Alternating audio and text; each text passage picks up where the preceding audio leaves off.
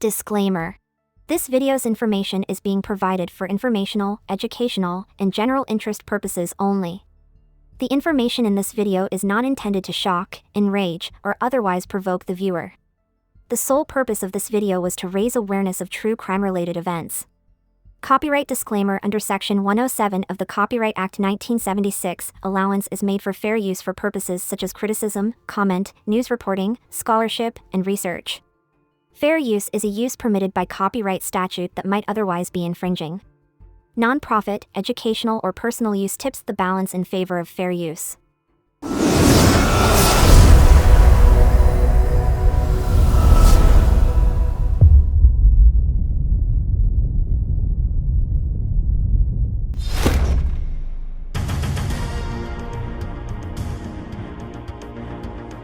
And it was all for this little girl right here. Not just Tori, but for every little child in Canada that doesn't deserve what happened to her. Hey, Victoria!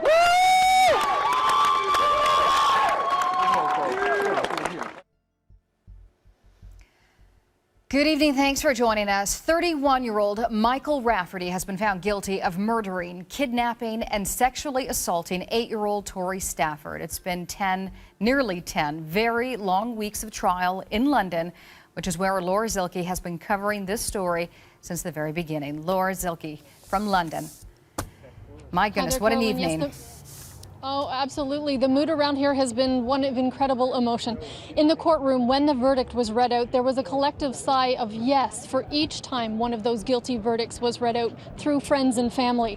That came with the reading of each verdict. Guilty of first degree, guilty of abduction, and guilty of sexual assault. Then it came to outside here of the courtroom. Cheers, yells of congratulations, almost a party atmosphere. But not forgetting why we were all here, not forgetting about Tori Stafford. I wanted to scream something in the courtroom, but we just couldn't do it. Happy, excitement, but at the same time there was a sense of loss because Tori's not coming home. But we got it. We got the justice. Did you look at Rafferty? Now, shortly after the verdict came out, lawyers from both sides of the story came out to speak with us as well. Their reaction, everyone appreciating that justice was done here, and every one of them also thanking the work that the jury had to do for having to sit through this case for, as you mentioned, Carolyn, almost 10 weeks. It's really a day of mixed emotion for all of us. It's been a long and difficult trial for everybody. The trial is finally over, so that's a good thing. But the verdict means that the jury has found that Michael Rafferty did kidnap, sexually assault, and murder Victoria Stafford, and our thoughts are with Victoria's family. Is it a hard decision for you to take cases like this? It's never easy, but honestly, I mean, somebody has to take them. I get asked that question more often than almost anything else. How can you do a case like this? How can you defend such a person? The reality of it is that everybody in our system deserves a strong, proper, and effective defense. Now, it's largely media still here, Carolyn, but even a sense of relief amongst all of the people that have been here. Again, largely amongst the media, a sigh of relief because this very long trial is officially over. Now, Laura, I know it was around 10 after 9 when we heard that a verdict had been reached, and then we also heard that Tori's dad was running down the hallway saying a verdict had been reached, everyone head back to the courtroom. You have been there since the beginning, as I mentioned. What was it like to be in that courtroom, hearing that verdict being read out loud? Even before going into the courtroom, there was really a sense of excitement. I think a lot of the family thought that because the verdict did come so quickly, just over a day of deliberations, they truly believed that this was going to be a guilty verdict. Then going into the courtroom, that simply continued. The relief that went over this, it was really almost unbelievable to hear the sighs that went through everyone in that courtroom. Carolyn. And I believe I heard, obviously, there was sighs of relief, but also Tori's mom broke down in tears in the court. Yeah, she has remained quite silent throughout the course of this trial, saying very little. Today, however, the emotion basically said it all for her. She is relieved. All right. On July 15, 2000, Victoria Elizabeth Marie Tori Stafford was born, and on April 8, 2009, she was murdered. Tori was a Canadian girl who was kidnapped, raped, and killed by Terri Lynne McClintic and Michael Rafferty. 3 months later, her body was discovered in a wooded area in Ontario. The investigation and search that followed attracted extensive media attention across Canada and the United States of America. Public criticism of the police response to the situation as it developed and their decision not to issue an Amber Alert led to a review of the Amber Alert system in Canada. Prior to a publication ban being lifted in December 2010, the public was unaware of the details surrounding her death. On April 8, 2009, Stafford left Oliver Stevens Public School around 3:30 p.m. to go home, and at 3:32 p.m., a woman was seen guiding Stafford down Fife Avenue in Woodstock. At 6:04 p.m., her grandmother reported her missing after she didn't arrive home. Stafford's mother, Terri McDonald, was initially suspected because she took 2 hours to report her daughter missing despite the fact that she only had a short walk home from school. McDonald also didn't go out looking for her daughter because she was unemployed and addicted to drugs. Instead, the girl's grandmother did the searching and later filed a missing persons report. The woman seen on the security tape, to which McClintic later admitted, was thought to be McDonald. During questioning, McClintic admitted to investigators that she had used the promise of seeing a puppy to entice Stafford to a car. Police called off the ground search 5 days after Stafford vanished, and her classmates started attending class again the following day. The case was discussed in the America's Most Wanted episode from April 25, 2009. The local police were in charge of the initial investigation, which later changed from a missing person investigation to an abduction case and was conducted jointly with the Ontario Provincial Police. On May 20, 2009, police filed charges in connection with Stafford's kidnapping and suspected murder against Terri Lynne McClintic, 18, and Michael Thomas Christopher Stephen Rafferty, 28, including first-degree murder. According to the Ontario Provincial Police, Stafford's mother knew McClintic. Following her arrest, McClintic helped the police look for Stafford's remains, and according to her attorney, her client wants Tori's family to know she is trying hard to find her body. The charges against McClintic were changed to first-degree murder and unlawful confinement on May 28, 2009, and it was declared that the two would be tried separately. Police determined that the remains discovered near Mount Forest by Detective Sergeant Jim Smith 2 days earlier were those of Stafford on July 21, 2009. Stafford's body was found with only a Hannah Montana t-shirt and a pair of butterfly earrings that she had borrowed from her mother. It was later determined that she was wearing both of those items at the time of her disappearance. Stafford was naked from the waist down. Her lower half had deteriorated considerably.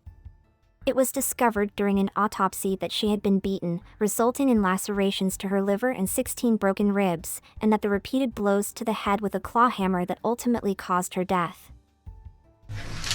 Come on in, grab a chair. That'll unfold, so that's a blanket for you there. Okay. Tea. I think they might have only put 1 sugar in it. They got it mixed up. And there's a plain donut there for you. I have a cereal bar, but if you get hungry or anything else, just let me know, okay? You have any, eaten since noon. You've eaten since noon?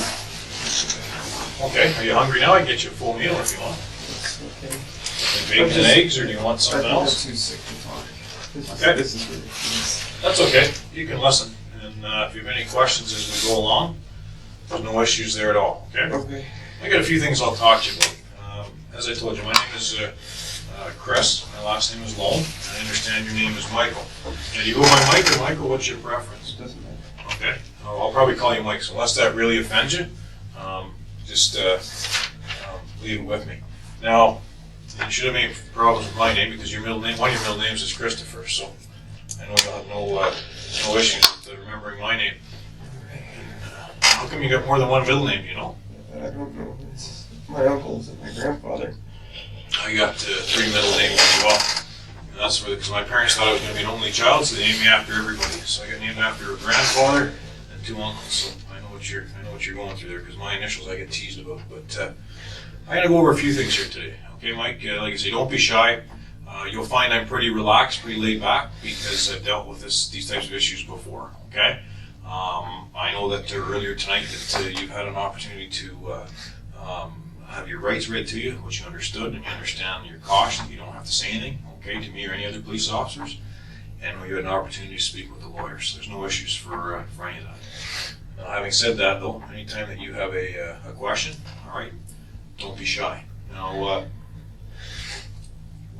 I have no issues getting any food there, so if there's something that you want, okay, I'll get you some food. There's no problems. Like I say, I get that for you in about 5 minutes. So, but my job is, as I mentioned to you, that I'm from what's called the behavioral sciences section, and we're talking about the missing person one, Tori Stafford went missing. And I know you were following a little bit in the media, and you follow some little bits and pieces that there was behavioral sciences people involved, right? And sometimes they were criminal profilers. There's been other members in there involved. Threat assessment, and that's what one of my roles is as well. In threat assessment, what my job is to determine the risk. Okay, what's the risk of a certain situation? The situation that we're talking about, you're going to find here that there's nothing you're going to tell me to surprise me. Okay, for two reasons. One, I've heard a lot of this stuff before. The second reason is I'm fortunate enough to know what all the case facts are. Okay, so what I have to do is assess what I perceive is a threat. So are you going to go out and kill more people after this situation is done? Okay, that's what my job is, to assess threat level. All right, I already know you're responsible for one death. Okay, so that's what my job is to determine, okay, what's happened here. All right, we're in a situation there now where the investigators have been to the Home Depot in Guelph, okay, and they've been to the scene the other side of Guelph, okay, where Tori is. So I'm aware of that stuff. I'm aware of what happened leading up to her disappearance, and obviously you were following it in the media as well to see, obviously the composite of the girl that was involved with you in this, and also the pictures of the vehicles. And I know, I gotta look at it from your standpoint as well. It's human nature, right? I mean, you see that the police aren't advertising they're looking for a male subject, and they're not advertising they're looking for this gray Honda, right? And they show this van, and the reality of it is your vehicle is on the video before that van is anyway. So your vehicle's connected to this through video right from the beginning, okay? And I know it's a pretty good feeling to be involved in something like this and the police don't come near you for over a month, right? Police don't talk to you till May 15th. It's the first time that they come around. So you were feeling pretty comfortable for a little while, okay?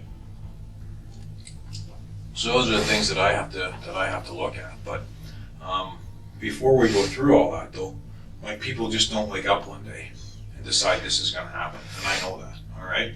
So there's a lot of ideas that go in people's heads at the time, and if I go through and I go through your history and your background, there's not a whole hell of a lot you've been involved in life, is there? Right? You're completely under the radar. Okay, you've flown completely under the radar your whole life. I think you're involved in some vehicle thefts and stuff, bringing in some vehicles years ago, right? When you were a kid. And we've all done stupid stuff. Never done any of that. I can't look you in the face and say I haven't done it. Well, you already told an officer that you did that, right? No, I didn't say that's what I did. What did you say?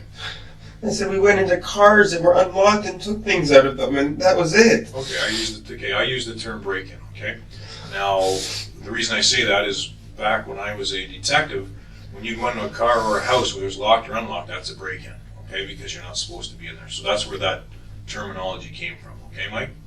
But anyways, I gotta go through a few things with you here, all right? Obviously, you're upset by what's going on. You're here for a reason. And right back at the beginning, the investigators and the case manager, the officer in charge, said that I'm going to follow the evidence and go where the evidence leads me. Okay? And now you're here because the evidence has led the investigators to you. All right? And then I get involved after that. There's been people that I worked with in behavioral sciences that have been here from the outset of the investigation. But really, at this point in time, I mean, when I go in and look at your history, there's very little on there. Like I say, you've flown under the radar. You haven't had any major problems with the police. Okay, but now all of a sudden you're involved in this situation, and it's a serious situation, and it's a scary situation. I'm sure you're quite upset and quite concerned about what's going on here. All right. Now the last one I was involved with like this, I don't know if you're aware of it, was a girl named Holly Jones in Toronto when she went missing, and the guy that had abducted her, his name was Michael Briere. And what he was doing is he was watching on his computer for hours and hours and hours. He was looking at child porn. to the point that he decides, I want to go try this. And he goes and he grabs Holly and he does some things to her, and then he realizes, what am I going to do? Okay? And he panics. He doesn't know what to do because she's a witness now. And he says, if I just let her go, she's going to tell on me. So he decides that he's not going to let her go. All right? And all that was from something as simple as watching child pornography for hours on end. These things happen, okay? And we can't say it happened close to home. Toronto's not that far from you, okay? These things happen all the time, all right? So what I need to do is sit with you. I already know how. I know the who's, right? Why? I mean, why is up to you, but I can actually probably fill in that blank for you, but that's not what my role here is. If I'm going to assess risk here and see, number one, do you even feel bad about what you've done? That's the first thing I look for. And number two, do I think, okay, he doesn't feel bad, so an attorney's probably going to do this again because he really doesn't care about it the first time it's happened, okay? But I also know that you probably made some other choices in life into who you associate with, right? We've all done that. I mean, we've all brought home a girlfriend or a boyfriend or something that people aren't going to approve of, and we've all had friends that our family's not going to approve of. I've done that. We all have. Okay, so that's what we have to sit and look at here. But it's one of those things that, like I say, I'm not at all upset with you. I'm not mad at you. I don't mind sitting here talking with you. You'll know if I don't want to talk to you because I'll just simply leave, right? And I have no issues with that. But at the same time, you and I need to have open communication. Like, I appreciate you clarifying with me when I comment about a break-in, okay? Because I have to make sure that you understand the terminology I use, and I have to understand the terminology that you're using as well. Now, as I go through this, like I say, there'll be a few things that I may cover off that you may say, I don't understand that. But having said that, from reading about you, this to me seems like it's out of character. Now, I could be wrong, right? You may have been planning this for a long period of time, and you may have thoroughly enjoyed this. And if I'm wrong, then you tell me that, all right? But I also know that we all make mistakes, okay? And that's why pencils have erasers, okay? Because we all make mistakes. It's that simple. Spending time with you here, and if I'm wrong, you tell me. But it looks like if you could turn back time, maybe there's a few decisions in life you'd made a little bit different, all right? If I could turn back time for you, Mike, I would. But it's not that simple, okay? So now you and I have to sit here and face what's happened, okay? I can sit and tell you what happened. I can take you through the day of her disappearance, okay? I mean, I've seen the video, all right? And I know that you didn't do this alone. And but at the end of the day, we've got to deal with this situation, okay? Because it's a young girl that we got to talk about. And if you and I don't sit and talk about your side, then people will only think the worst, right? It's human nature, right? You've done it and I've done it. We always think the worst until we know the facts, okay? So that's what you and I need to sit here and work and discuss and work through. Again, if I'm wrong, you tell me, okay? But I really believe if you could turn back time, you would deal with this a little bit different, okay? And there may have been a rush, it may have been exciting for a period of time, but then reality sets in, and you have to sit and live with the fact of what's happened here, okay? And that's what we're doing here. We have to sit and deal with what's happened. Now, I can take you to any point in that day when Tori goes missing, from the time she goes missing to the time things get out of hand, all right? And I can outline that to you. And I can outline some of the what's called post-offense behavior. So after the offense, some of the behavior that happened there, getting rid of some of the evidence and things like that, okay? Your vehicle's been seized, and there's been some steps you've taken to kind of mask or get rid of some of that evidence. You may be successful in some ways, but you won't be successful getting rid of all the evidence and all the DNA, because there's not a cleanser out there that'll do that. I've sat with dozens of people that have tried, okay? There's no magical stain remover out there to get rid of DNA. So really at this point, what you have left is your word and your credibility. And people always think the worst, okay, until they know the truth. You do it and I do it. It's human nature. So we're all going to think the worst until we know why this has happened in your mind. Again, if it's something where you're like Michael Briere, where you looked at a lot of child porn and then decided you were going to try it, then that's fine. If it wasn't your idea, then that's fine too. But we can't change what the case facts are. All right? Is there anything that I've said other than that break-in thing that I've got wrong at this point in time? I'm not going to say if breaking it's it wrong down. or right. That's fine. You don't have to say if it's wrong or right, okay? But you know deep down that it is. And you know deep down that this is your chance to get it off your chest. So you're not sitting there the rest of your life saying, I guess I should have said something. All right, I guess I should have got it off my chest and said my side. Because this is your last chance to do it. The fact that you're here and the fact that they've already, they know where the victim is, okay, and they know your steps, this is it. Do you watch Ultimate Fighting at all? No. You don't watch it? Okay. You have to take the steps now to live the rest of your life, okay? This is what you have to do. You and I need to talk about this, okay? So I've got to determine, as part of my job, when all is said and done here, do I think Mike's done? This is it. He's made his mistake. He realizes how wrong the mistake that he made, and he's willing to look past it? Or do I have to sit here and say, all right, my report's going to say very simple. I think this guy's going to reoffend. I think this guy is going to. Isn't that for courts to decide if I've even done it or not? The courts will decide if what your role is in this particular case. My role is to write a report for the court to determine what I think your risk level is. And that's there's other reports that my units write as well. And that's what our job is. We deal with these types of situations and the reasons why people do this stuff. Okay? Like I say, this may have been a thing that you just snapped and did something. That stuff happens. Or it may have been something you planned for many months and got some enjoyment out of the plan. I didn't do anything. Well, that's not entirely true. That is entirely true. No. I didn't do anything. No, you can try and cement yourself into that, okay? But at the same time, you're not doing yourself any good by not being truthful here, okay? Because by not being truthful, all you have left is your credibility, Mike. That's all you have left, okay? You're not the only person who's been arrested and charged, okay? And there's no surprises left anymore, okay? It's not even a surprise, it's why this happened. I'm also not the only innocent person who's ever been arrested and charged. Well, that's true. There's been people that have been arrested for things where there's no evidence, but unfortunately in this case there's lots of evidence to determine your role in this crime, okay?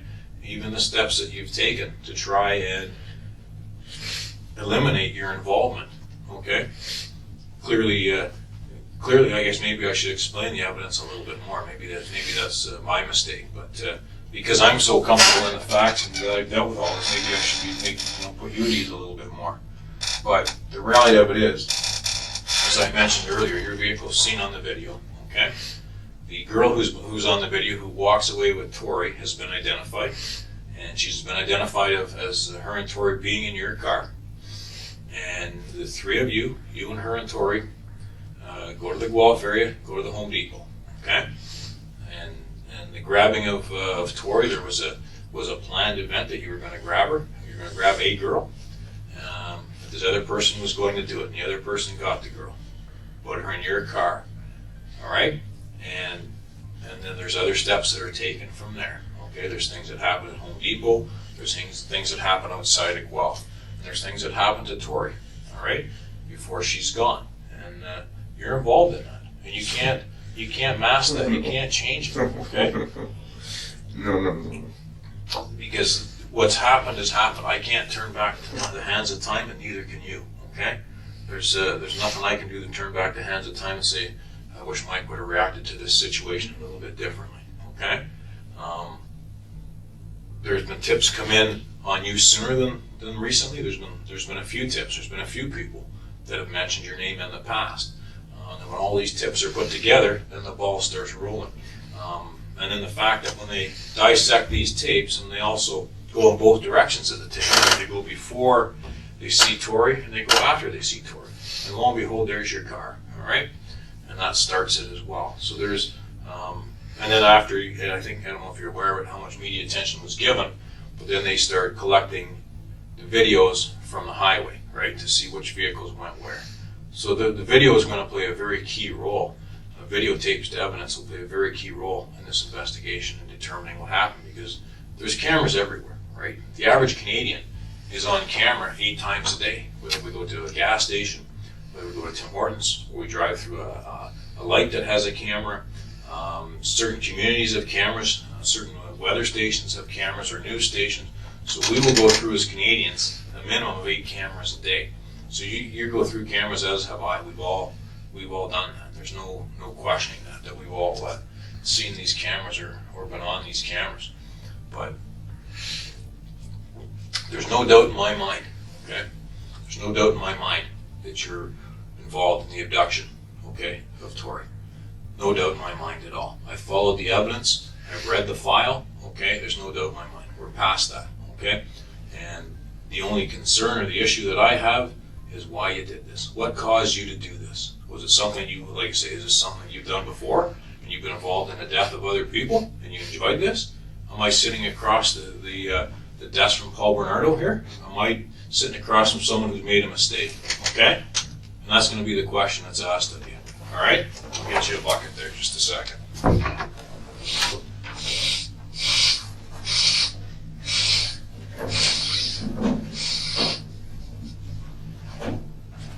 If you got to get sick, pull your boots there. Okay? I've seen it before. You're not going to offend me or bother me. So if you got to be sick, Mike, go right ahead. Okay? I'll get you some paper towels or something. If you feel like you're going to be sick, just grab the, I'll have the bucket there handy for you, okay? Just leave it right there. You and I need to have a discussion. This isn't a parking ticket, okay? This is reality, okay? And people are, I've already told you, you know this. People assume the worst until they know the truth, okay? And people are going to assume the worst of you, unless you and I sit here and clarify it. Okay, something's pushed you to do this. Okay, you can't just fly under the radar your entire life. Okay, Mike? It doesn't happen. It's not realistic. Okay, I'm not going to sit and tell you that it happens. Something brings this on. When you sit and talk to someone who had a troubled life like Michael Breer and just gets pushed into doing this and panics and thinks, what would it be like to take a kid and touch and rub a kid and then wish you could stop, okay? And people can't, and that's the whole issue here, all right? We can't control every emotion, all right? We can't control some of our urges, some of our thoughts. None of us can, okay? And I can't look you in the face and say I haven't made a mistake or made a bad decision in life, because I have. But the reality of it is, you and I have to accept that and move on, okay? Because I can walk out there and never see you again. Like, I can do that, right? My job here is done. The job here is done, as you'll find out tomorrow, as things start to be released. There is no more questions. There is no more long drawn-out investigations. They're already sending people home to spend time with their families, okay? They're scaling back what's happened because it's been cleared and they know what's happened. The pieces of evidence have been gathered. So that's reality. I can't downplay that. But you and I need to walk out of here together, okay, with what happened here. You and I have to sit and say, this is what pushed Mike over the top. This is what pushed Mike to get involved in something like this. Because if we don't, then you sit here on your own and you have to take it. Okay, and is that necessarily fair? All right? I have to sit here on my own anyways and take this. To an extent you do, yes. You have to sit there and decide, am I going to get rid of this and get this off my chest so people understand my side, or am I going to sit there curled up and keep it in for the rest of my life? All right? You need to be realistic about this, okay? You have no battle plan to deal with this, right? It's happened, it's spun out of control, and you're thinking, okay, if I ever get caught for it, what am I going to do? Well, your plan isn't going to work, okay, because you're not built for this shit. This isn't what you're about, okay? You're not some sick bastard, right, that sits there and gets enjoyment out of hurting people, all right? So now you have to live with this, okay? And to live with it, one of the first ways, right, is like if someone's an alcoholic, what's the first thing they have to do? Acknowledge they got the issue, all right? You have an issue here in that there's overwhelming evidence, compelling evidence that indicates you're involved in what's happened to Tori, okay? And I can't change that and you can't change that at this stage. But you need to be honest and you need to understand your credibility, Mike, is all you have left. All you have left from here on in is your credibility. And you sitting here saying nothing doesn't do you a bit of good, because no one's going to know. And then all of a sudden, 10 years from now or 5 years from now, you decide to say something, who's going to listen? Nobody, okay? This is your chance to say your piece, all right? The evidence is very clear. I'm only giving you bits and pieces. If I sit here from A to Z and tell you all of it, we'll be here all night, okay? And that's really not my purpose, all right? So you need to understand what's going on, okay? There's evidence to show what happened here, all right? And what caused you to do what you did. That's what's important. What would cause you to get involved in an incident like this, okay? And like I say, you probably were feeling pretty good about yourself for a while, because really, like you say, it wasn't until May 15th that the police had been around to see you. And they never say anything about your vehicle being on the video. They released the other vehicle instead, all right? But you know your vehicle's on there. It's plain as day. And like I say, if you want, and you can see probably I'm trying not to, out of respect actually for you, but I can sit and get as graphic as I want, okay? Because none of this stuff bothers me, because I've seen it hundreds of times, okay? But if I sit and go over what's happened here with Tori, you may not be real happy about it, because it's going to cause you to relive all this crap, okay? And maybe you want to, because I can tell you I've sat with guys that wanted me to say it again so they could hear what they've accomplished. And I've had that, where they want me to say it 2 and 3 times because they get a rush out of that. I don't think that's you, okay? You're not some sick guy, okay? I'm not sitting across from Paul Bernardo, okay? I know that, and I know people that have sat across from him, okay? And I know 2 officers that have in different stages of their lives, okay? And I know what he's all about. You're not that guy, all right? But at the same time, you can't just sit here and say, well, I hope this all goes away, right? This isn't like a list your girlfriend gives you to say, here's a list of things to do. Can you go pick up a few things at the grocery store for me to get some gas? This isn't what that is, okay? This is a lot more serious than a to-do list. There's no doubt in my mind, okay, that you've done this to Tori. No doubt in my mind. We're past that, okay? And there's no doubt to me, I truly believe it's out of character. You can correct me if I'm wrong, I believe it's out of character. But Mike, I can't sit and talk to you and pretend that nothing's happened, okay? I can't turn back time, okay? You've been involved in this thing. Along the way, there's been some decisions made that I would like to think you would take back, okay? But again, I believe this is out of character for you. I could be wrong. Like, I don't think you feel very good about this. I don't think you feel very good about what happened to this girl. And I'm sure that every day you've had to deal with this stress, all right? Now we need to understand what pushed you to this point. What caused you to do this? What would cause you, who's been flying under the radar, you're actually a quite popular person when the investigators talk to people. You're a very well-liked individual. There's not a bunch of people say a lot of bad shit about you, all right? There are some people that report that you might be involved in this. There's not a lot of people that sit there saying bad shit about you, all right? So that tells me that you have some people that respect you and some people that like you. But that also tells me, that, again, that this must be out of character for you, okay? As soon as I sat and talk about people that have been involved in killing more than one person, you get disgusted, okay? You may well be disgusted with me, or you may be disgusted with the thought of the whole thing, okay? But that's not what you want to hear. You're disgusted by that. What does that tell me? It tells me that you're not the type of person that wants to go out and kill a bunch of people, okay? But we need to deal with reality. And the reality of it is your credibility is all you have left at this point. If you sit there and say nothing, everybody's going to assume the worst, okay? And you may be painted with a picture that you're not real happy with, okay? And I'm the only one that feels like sitting in here with you, right? There's no investigators lined up in here sitting with you. Why do you think that is? Right? Because they've been working at this for weeks, okay? They're tired, and they've been away from their families, and none of them want to come in here and talk to you, okay? I have no issue with it. I'm neutral. I don't have these issues. I haven't been away from my family. I don't mind talking to you, Mike.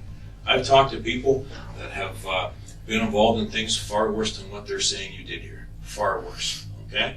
And I can sit and list the things that I've been involved in. There are people who have done things that have been a threat to our national security, terrorism in Canada. Where I've dealt with people that have been involved in murdering more than 3 people, all right? I've been involved with people who have abducted and taken the life of children. I've been involved with it. I've dealt with many people who are sex offenders that habitually and repeatedly touch and molest children. I've dealt with that. That stuff doesn't bother me, okay?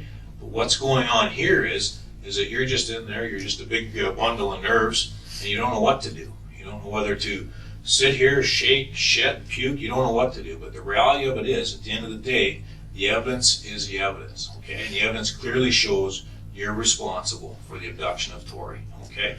And I also know that she's no longer with us, okay? And you're responsible for that too, okay? And there's a sexual component to this as well. So you might want to sit and get this off your chest and go through your side with me, all right? Because if I just walk away, At minimum, that's what people are going to think. At minimum, all right? When we sit and look at Michael Briere when he was in Toronto. I don't know these people. Okay. Well, what happened was Holly Jones was an 11-year-old girl. She's abducted in Toronto, okay? And there was a big search for her, and her mother was on the news repeatedly pleading for her safety. And what Michael Briere had done, as I had mentioned, is he was watching pornography on the internet. On his internet at home, he kept looking at it. He had this desire as he saw it to get more and more. So then he decides, after watching this for a period of time, that he wants to touch a kid. So he goes out and he finds a kid and brings her into his apartment. And she goes willingly. He talks her into it. In she goes. And he does some sexual things to her. But then he panics because he's thinking, holy crap, she can identify me. She knows where I live. What do I do? Okay, and he causes her death. And later on, it takes a bit of time, but the investigators track him down, and he is arrested because of the evidence. And the first thing he does when he gets on the camera is he looks at the camera and says, I apologize, here's what I did. And he outlines what happened with the pornography, and then he actually outlines, he gives actually some parents some safety tips for their kids. He says, if you don't want your kid to be abducted, here's what you need to do. And he tells them what kids should be doing, okay? And what happened to him? You haven't even heard about him. Why is that? Because he apologized and moved on. That's why you've never heard of him, okay? But you've heard of Paul Bernardo, who didn't apologize, right? Everyone knows who Paul Bernardo is, right? That happened in southwestern Ontario. Everyone knows who he is. Everyone knows who Carla is, right? And is this a Paul and Carla thing? That's going to be asked, okay? Make no mistake, I'm not making this shit up. Okay, I was involved with the Green Ribbon Task Force, which was the Paul and Carla thing in the 90s, okay? I had all kinds of involvement from the time it was unsolved to the time it was solved. But no one's ever heard of Michael Briere for the reason I just told you, all right? But they sure as hell know who these other guys are, right? And it's the same situation you've been in. If someone, a friend of yours, lies to you, or someone rips you off for $50 or $20, right? And you catch them. You say, listen, why did you take my money? And the guy says, I didn't take your money, right? You're pretty pissed off with that guy. You know what, Mike? I took your money. I apologize. I was gonna pay you back, but you came and I panicked, so I took your money. You can live with that, all right? But you have some explaining to do. Okay, that's reality. I can't change that. Okay? If this is something that got out of control, that you just planned on taking her and you thought you were gonna put her back, or just take her for a ride, that's fine. If it got out of hand, then we need to talk about that. Okay? You need to sit and explain that and say why, okay? If not, then I say people think the worst until they know, all right? That's human nature. You and I have both done that in our lives. If we don't know the facts, all right, people can think the worst, and this is what you have to deal with, okay? This is reality. There's even steps that, things that you've done to your vehicle to try and conceal the crime. Like I say, you just can't, there's no magical stuff that washes away DNA or gets rid of DNA. Okay, and keeping in mind a lot of the stuff that you did is on cameras and other spots. Okay, I mean Home Depot has all kinds of cameras. Okay, parking lots and inside the store. So even if you don't go into the Home Depot store, there's still cameras in the parking lot for security reasons and for thefts and other reasons. So this case primarily is solved through cameras. All right, but also there's other things. I mean, you didn't do this alone, as I've told you. I never told you who was with you, though I know. And I know what her role was in this, okay? And I also know it was your vehicle. But I can sit and write this out. I can draw this thing out from the time Tori is picked up to the time that her end has come. I can tell you that stuff, all right? What good is it coming from me? The investigators are going to do that, okay? My role is to sit and determine what the hell happened here. What caused you to get involved in something like this? And that's all my role is.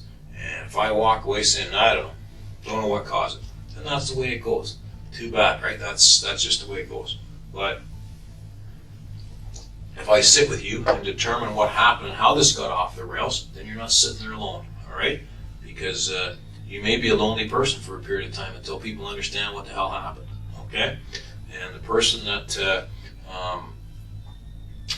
judges you, the people that judge you, will all be people that have made mistakes themselves. But human nature is very simple. We all appreciate when people are honest with us and when we all admit our mistakes and acknowledge when things get out of hand. There's nothing wrong with that. But then there's also times when we're not tolerant of people that won't be honest in a situation. It's not like, I'm not trying to belittle this or make it seem insignificant. I know what I'm asking here, okay? I know that I'm not asking you to do something easy. I know that, okay? And I know just because I know the case facts, and I've sat in rooms for many hours with people under circumstances like yours or worse. I'm not trying to downplay it or minimize it or be like some kind of smart ass. But at the same time, you have to understand, not only is there a ring of truth of what I'm saying and a ring of experiences to what I'm saying, because I've been there and been around it, but there is no other way. You don't have any other options. There's nothing else that you can do to change what's happened to her. We can't turn back time. However, we can explain how things got off the rails, whether it was something that happened slowly or just went right off the rails right from the beginning. And it can be as simple as you driving up the highway and think somebody spots you with her in your car, and you make a series of decisions. All right. I mean, that's happened in the past where people have picked someone up and they weren't sure what they were going to do. Somebody saw them, and guess what happens, right? They panic. I can give you another example of that because it was in the news recently. I don't know if you know it. It was a case that was 38 years old. Okay, happened in Northern Ontario up by North Bay. And the guy was actually living in London. He moved away 38 years after the death of this 12-year-old girl. And through technology and DNA, they were able to solve it. Have you ever heard of that case? Why? Because the guy said, yeah, he was driving up the road, he took this kid, and as they're driving up the road, he sees a person, he grabs her by the head and pulls her head down the dash of his truck. And someone saw him do it, but didn't know who the person was. And years later, he gets convicted of it. He acknowledges, yeah, you know what? I screwed up. And you've never even heard of this guy. And that happened in London last year. That happened in October, that it was a great big media event that had happened. And it was done in court in December. And the whole thing was done. There was media attention to that. Nobody even... it wasn't even on your radar, okay? So these things do happen, all right? Whether you don't hear about them or not, these things happen. Why do you think the OPP has a behavioral sciences section? This is all the stuff that we deal with, okay? We deal with occurrences that are unusual. We deal with situations that aren't regular situations, and that's not what this is. This isn't a regular situation. This is a couple of people that made a series of decisions that hopefully they understand aren't quite right, and that they feel bad about, and are willing to, apologize and, accept the fact that, hey, I made a mistake, and I wish I could take it back. But I'm just sitting there, I'm thinking, am I dealing with someone who's got all these issues? Am I dealing with someone who people are going to think is some kind of monster? Or am I dealing with someone who let something get out of control, okay? And they got excited and couldn't control it. I think that it got out of hand. If you're asking my opinion, I'm telling you. And I'm on video saying it. I think this situation got out of hand. That's my opinion. And I believe that, okay? I don't think that you're some kind of monster. If I did, you'll find me pretty candid. You'll find that I'll come right up and tell you, Mike, okay? I don't think that, okay? I think this got out of control. I think it got out of hand, okay? Are you some kind of monster? Or did you make a mistake here? You made a mistake, right? This is a mistake, right, Mike? You'd take it back if you could. This is a mistake, right, Mike? You'd take it back. If you could turn back the hands of time, Mike, would you do this a little bit different? Mike, I'm talking to you. If you could turn back the hands of time, you're not some monster. You made a mistake, right? You'd take this back if you could. This is a mistake, Mike. You need to deal with this. I'm a monster, but I did not do what you think I did. I know you did. We're past that, okay? No. We're past that, Mike, okay? Mm-hmm. I know you're not a monster. If I thought you're a monster, I would tell you. I'm gonna be honest with you. I wouldn't just walk out. I would spend some time with you. If I thought you're a monster, just because I want to see what makes you tick, you're not a monster, all right? This thing has consumed you. Look at you, right? You can barely eat or drink. You haven't touched your donut, right? Why is that? Because your guts are eating yourself up inside, okay? You can't sit and say that you're innocent. What's the first thing you did when you got in here? You just laid down and curled up, right? It's all over. You know it's over, okay? You know it's done, okay? You don't have to be an expert in body language. All you've done is lay around in the fetal position since you've been here, That's not how innocent people act.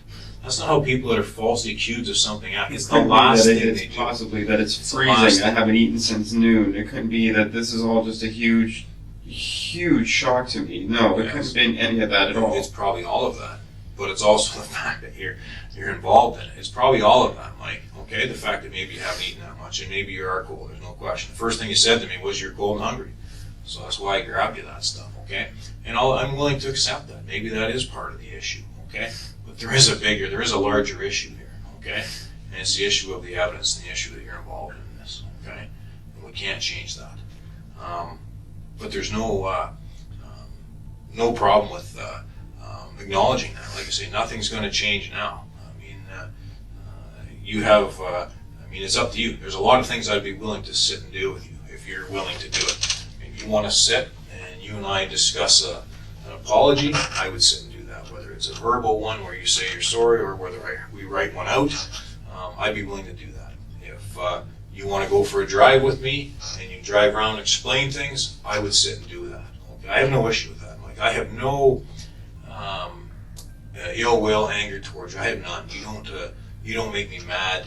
You don't upset me. Nothing like that. Okay. The only issue I have is I don't fully understand, and I acknowledge it. I don't have to come in here as a behavioral scientist and tell you that I don't understand something, but I'm telling you that. Okay. And I don't understand how you can fly under the radar for 28 years. Okay. And get involved in this. Though it does happen, all right? It does. It happens actually all the time where this stuff happens.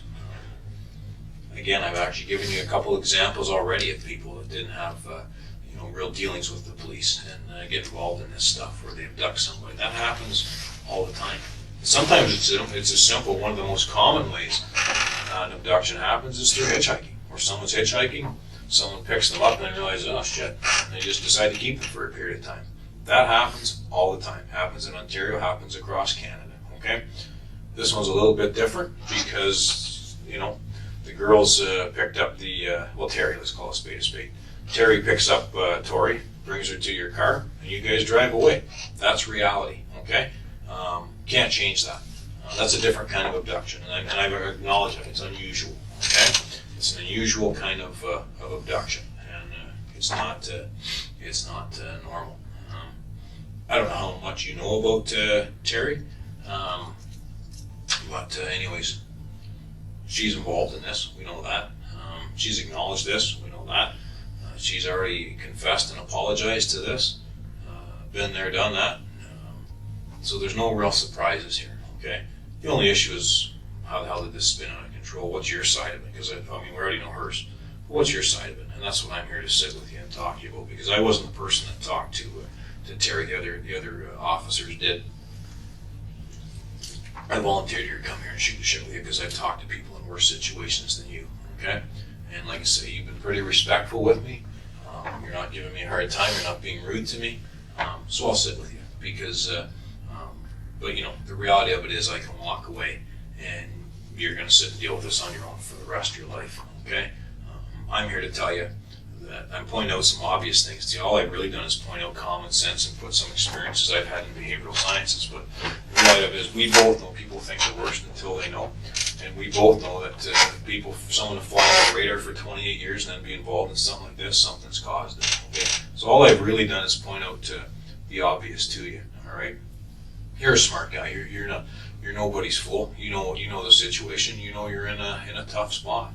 But there's a lot of things here that we just can't sit and ignore. Okay, and you just sit and say, "Wow, it didn't really happen."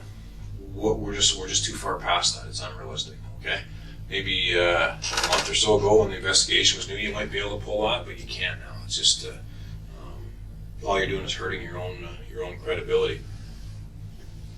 And again, this is your opportunity to say your piece, but you've got some pretty serious explaining to do here, okay? In the big picture. Now, without me, if I just leave you here, you got some stuff that you need to explain. I don't have to explain it, you do. Okay, I've already told you what my opinion is, and my opinion is something caused you to do this, okay? Because there's little things. If I just say a sentence or a word, right, I can make this thing seem a lot worse than it is, right?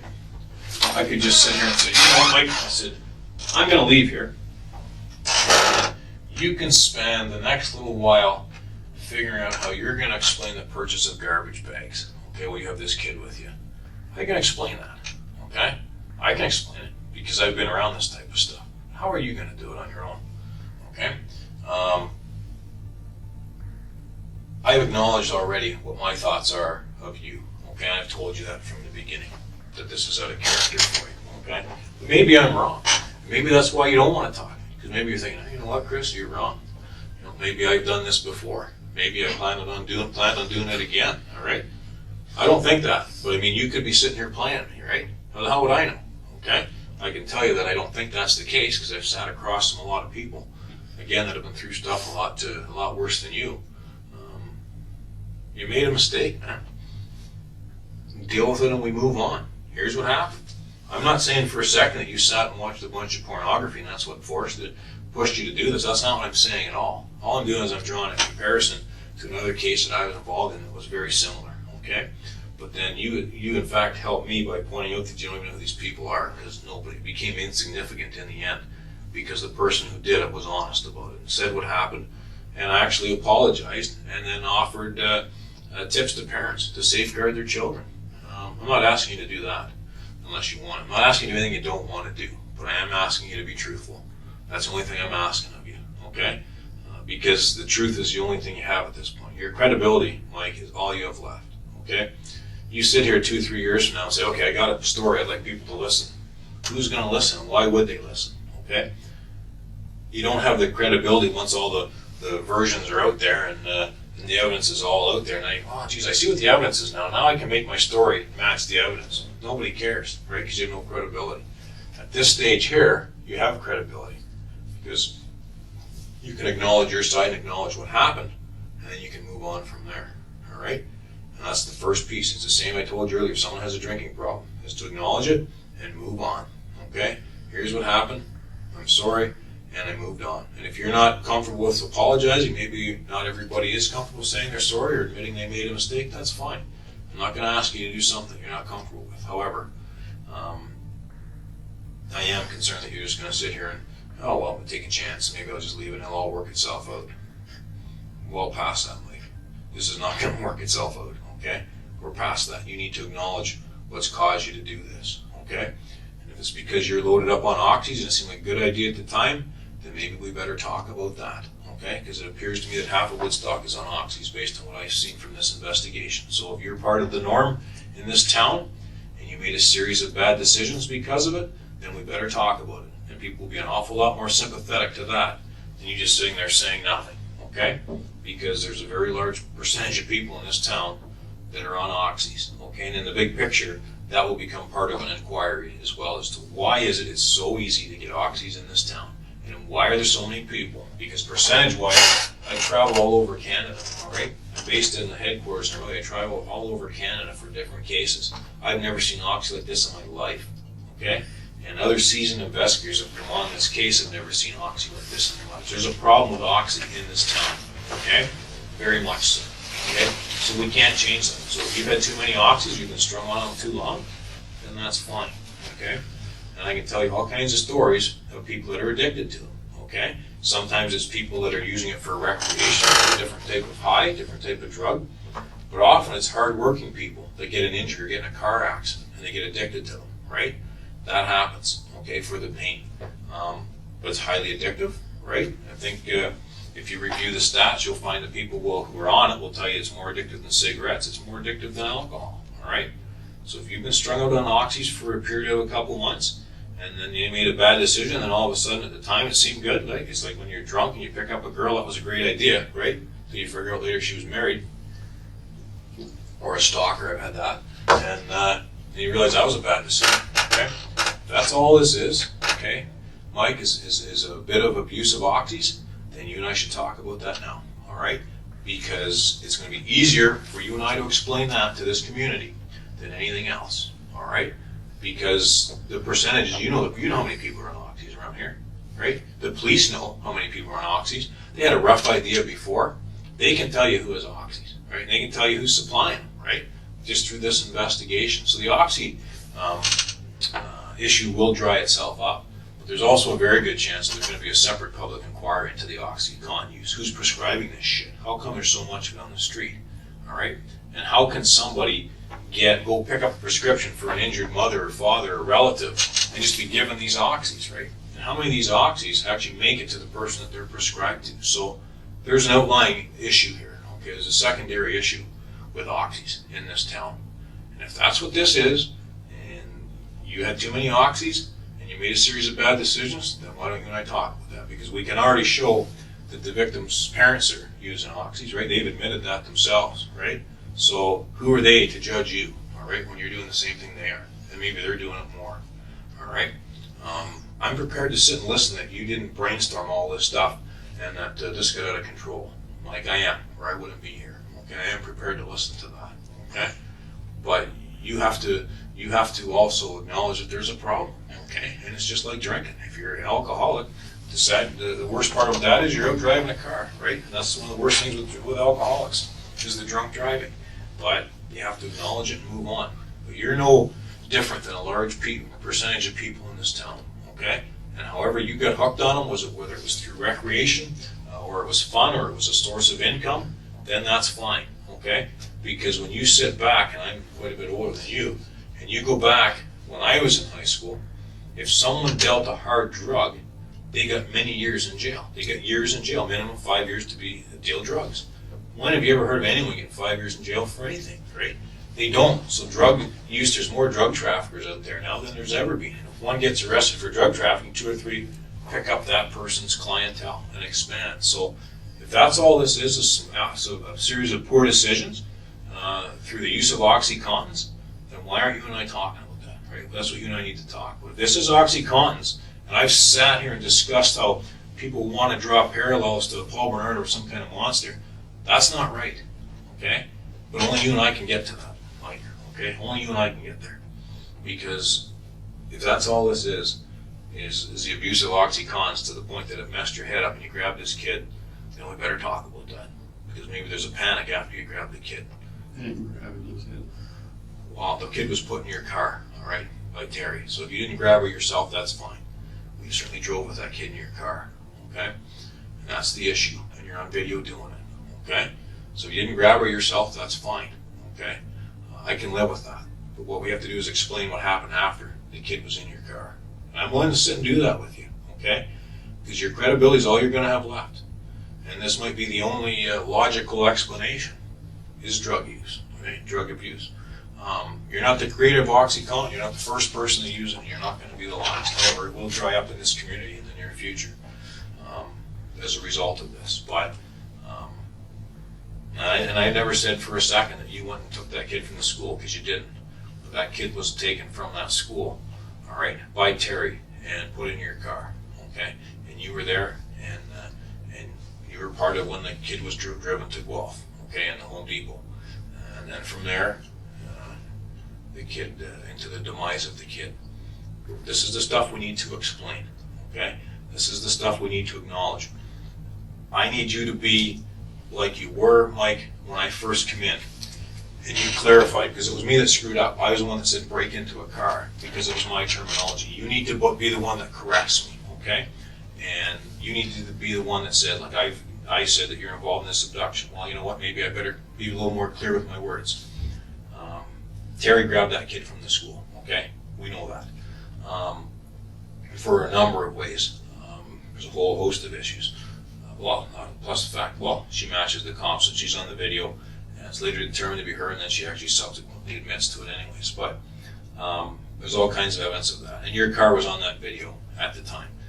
It's a unique car, right? It's a nice looking car. It's got a unique spoiler on it, and it grabbed the attention of the video camera. There's no question. I mean, your car's nicer than mine. My car wouldn't be on there. But that's reality. These are the things that you need to talk about to get your side out now. Because 2 years, no one's going to give a rat's ass. No one's going to give a shit, right? 2 years from now. Because, you know what, Mike had his chance and he didn't say anything. Nobody can control your destiny now but you, okay? I can. I mean, I've already told you. I've already put my cards on the table. I'm already going to walk out of there and say I've spent my time with Mike, and I don't think he's a monster. I don't think he's going to kill 2 or 3 people in in his life. Okay, I'm a threat assessor. That's what I do. I work in behavioral sciences. My job is supposed to be to determine the future. What's Mike's threat when he leaves here? Mike's had his opportunity to say his piece, okay? And he's choosing not to say it. But at the same time, you've also been polite and enough, and I don't know what the other word. Polite, and you've been able to point out if I don't word something. I have no issue with that. In fact, I'm rather glad you did, because it shows that you're paying attention and you understand. I want you to take this serious, right? I don't want you to think that this is all going to go away, because it won't. And you have to acknowledge that. You have to know that. You're smart enough to know this isn't just going to go away, right? You can't just wake up tomorrow and pretend it didn't happen.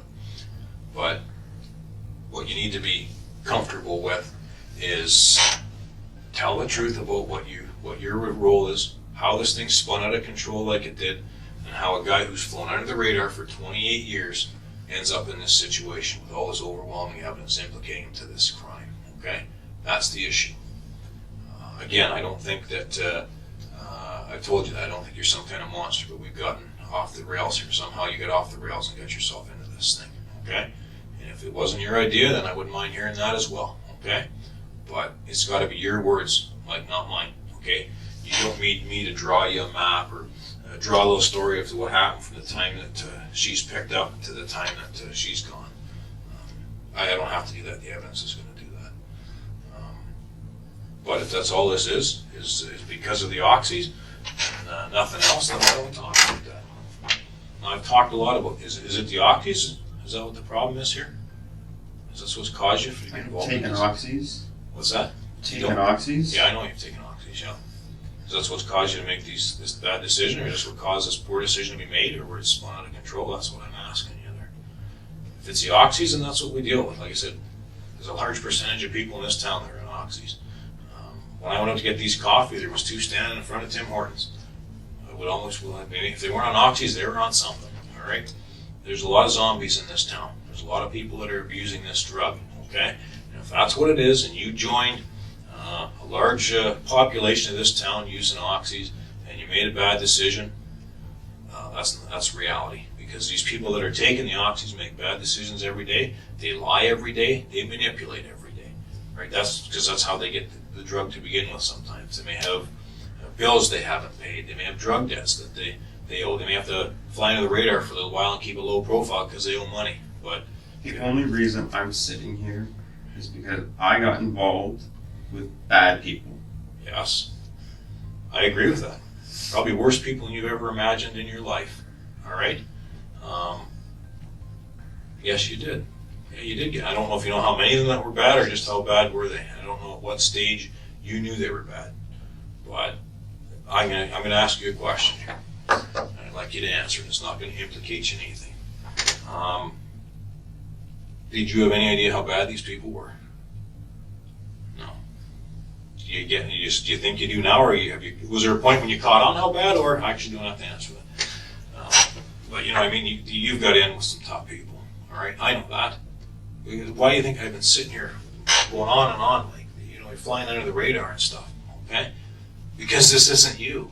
All right, if you're one of these bad people, would we not know that? Would we not have a great big sheet of issues with you, of incidents, right? Of perhaps a violent crime, a drug crime, maybe home invasions to get drugs. Don't have any of those. Okay, don't have any of this. All right, but this is what you need to explain. These bad people and what their role is, okay? Because this is your chance. You've done all you can for these people. And now because of these people, you're sitting here, all right, with the last chance. This is the only time you're going to have any credibility. So why aren't all these people sitting here? Because they already were today. And this isn't done yet, all right? But there's already been people in here today. And there's actually people in the other interview rooms as we speak. They've been cycled through all night, okay? And I will tell you this, and actually, I'll put it on a piece of paper and I'll sign it. Every person we've had in here today has confessed. Every single one of them today. All right? Because one piece of evidence leads to another, which leads to another until bang, it happens. Okay? It starts out with a video, starts out with some other information coming in, and then it starts out with, outlining the evidence to one person. Every person in here today has saved their ass. Okay? Every single one of them. And guess who the only person is that the threat assessor and the behavioral sciences guys interviewing? Just you. Everybody saved their ass. Everybody said their piece, man. Everybody had their chance. How do these people... It's not saving their ass. No, you're probably right. They said their piece. That's probably a better way to put it. Everyone said their side of the story. Well, they had the chance now before someone else could say it for them. That's maybe a better way to put it. But every one of them has today. And that's reality. Another kind of an interesting tidbit, though, too. They were pretty, I wouldn't say surprised, but they didn't know where you were for earlier in the day, and then they found you later on, but they weren't sure where you were or what you were doing. But the police, they were looking for you earlier today. But no, the people have been in here already. And I mean, no one's going anywhere. The ones that are here are arrested and staying, but well, some have gone to jail already, but some are in holding, and some have other court dates and stuff. But I mean, maybe you find this offensive, and if you do, just say so. You have people like Terri and Rodney. There are people who are locked up. Rodney's not locked up. What was I gonna say? Oh, Terry's not locked up either. No, I'm sorry, I thought you said Terri. No, Terry's not locked up. I know Terry's locked up. But Terry's not, sorry. And Rodney's not. But if they're supposed to be, then, like I say, you've done all you can for these people, okay? And I have some concerns about this. And actually, I'm going to finish off what I was going to say. You correct, if I'm wrong, you tell me, but do you think maybe you're in over your head a little bit on this? Are you starting to feel like maybe you're the less experienced person from a criminal standpoint than these other people? I can say I don't belong here. Well, I can say you don't belong here for a number of reasons. A guy like you shouldn't be in here, okay? But something's happened that you're involved in this thing, that you're here, and this is not going away. All right. None of these people have come forward today saying, "Hey, save Mike." Okay, that has not happened. In fact, I think you can envision that the opposite has happened, right? So now we better clarify some of this stuff, okay? Because now's an opportunity for us to clarify what many people have thought's been going on from day one, okay? But again, you've done all you can for these people, all right? And now you're sitting here, all right? And this is your chance, because I'm not coming back to you tomorrow or a week from now. There's no point, okay? Because there really isn't. You're given your chance, and if you're not willing to take it, there's your opportunity, then it's up to you, okay? Everything stays the same. The charges you're currently facing, the situations that you have, the court dates, all that stays the same, whether you and I talk or not, right? If I walk out of here, that's the end of it for you. But I'm willing to listen, because there's more of this story, okay? And I know there is. And I can sit and tell you where the issues are that bug you. I mean, if you want me to do that. But at the same time, we have to acknowledge that there is evidence out there, compelling evidence that links you to this situation. And that's what we need to get to the bottom of, is how the hell did you get mixed up in this? All right? And I'm willing to listen to that. And I'm willing to have you, actually, I appreciate it when you correct me or clarify stuff with me, because it shows we're having a conversation, okay? And you're paying attention to me. All right? And I appreciate that you're paying attention to me. And I'm paying attention to you, okay? But we have to have a two-way communication between the two of us. What should we be talking about? What do you think? What can we talk about in relation to this that takes some of the heat off of you?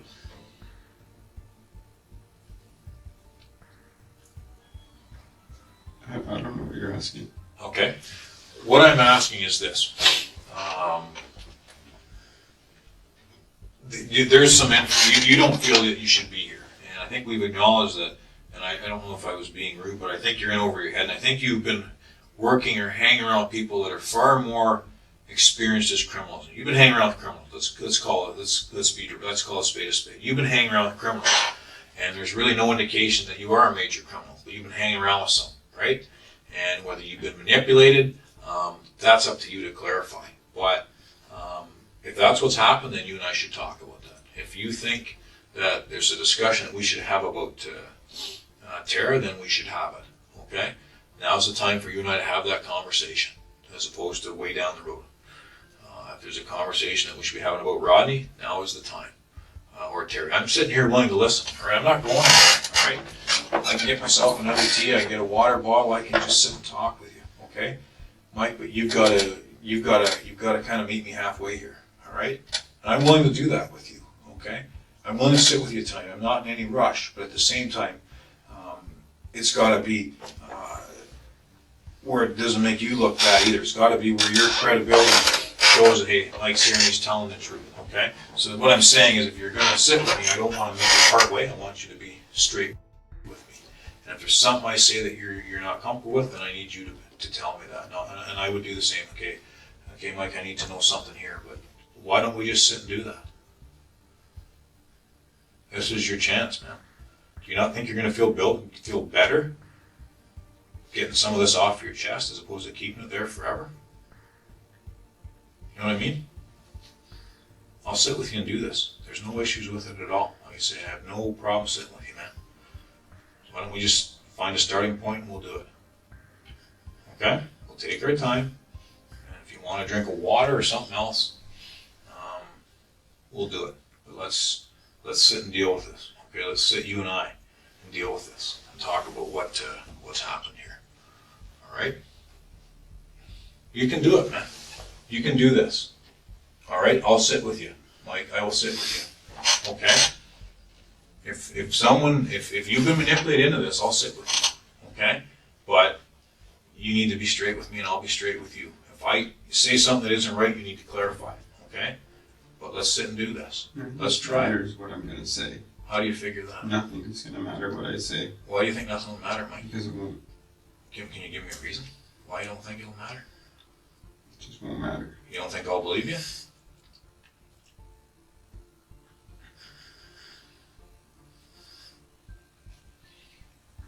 I don't know about that, Mike. How can it not make a difference? This is your chance, man. We can show, hey, we're in talking to Mike. He was given a chance to say his side, and here's what he said. All right, what's the downside to it? Right? I don't see one. I really believe that. I mean, you have some intimate details of what happened here, okay? And you have some intimate details of who's involved in what. Why keep them inside, okay? There's a number of ways we can look at this, okay? Why don't we do the right thing for some of the people involved, and including yourself? This is your chance, man, all right? Because you're going to sit and stew forever. Say, no, I should have said this or shouldn't I have said that, right? It's up to you. I mean, I've got situations where I wish I'd have told somebody something that I didn't, and I regretted it my whole life, okay? And it's situations with family members where you should have said your piece or you should have kept your mouth shut, but we all have those experiences. But this is your chance to say your piece, all right? And I think you and I should take that chance. I think you and I should just sit and have that discussion. How is it going to get worse, right? It can't, all right? You're already sitting in here facing this situation, facing these charges. How does it get worse? It doesn't. But your side is important, all right? And I'm certainly willing to listen to it, because there's a couple things that I think that you can shed some light on. I really do. I've been, discussing your thoughts on this and how this spun out of control. But why don't we try it? Why don't you have a discussion here? Why don't you test me? Let's discuss something. See where it goes. If you're not comfortable with it, then we won't talk about it anymore. But why don't we try it? And then I'll sit and say, well, what was the downside to that?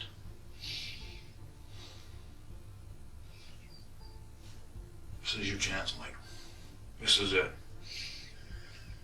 All right? There's nothing else you can do for these people. All right? You've done all you can to save these people. You've done all you can to help them. Right? And obviously, to an extent, someone's put you in this position, right? And we need to deal with that.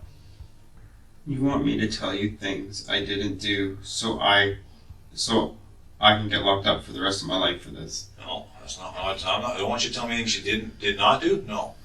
I want you to explain to me, number one, I want the truth, but I want you to explain to me how this happened, right? How do you get involved in this? How does a guy, over 28 years, not on the radar, How does he get involved in something like this? So that interests me. I'll say that.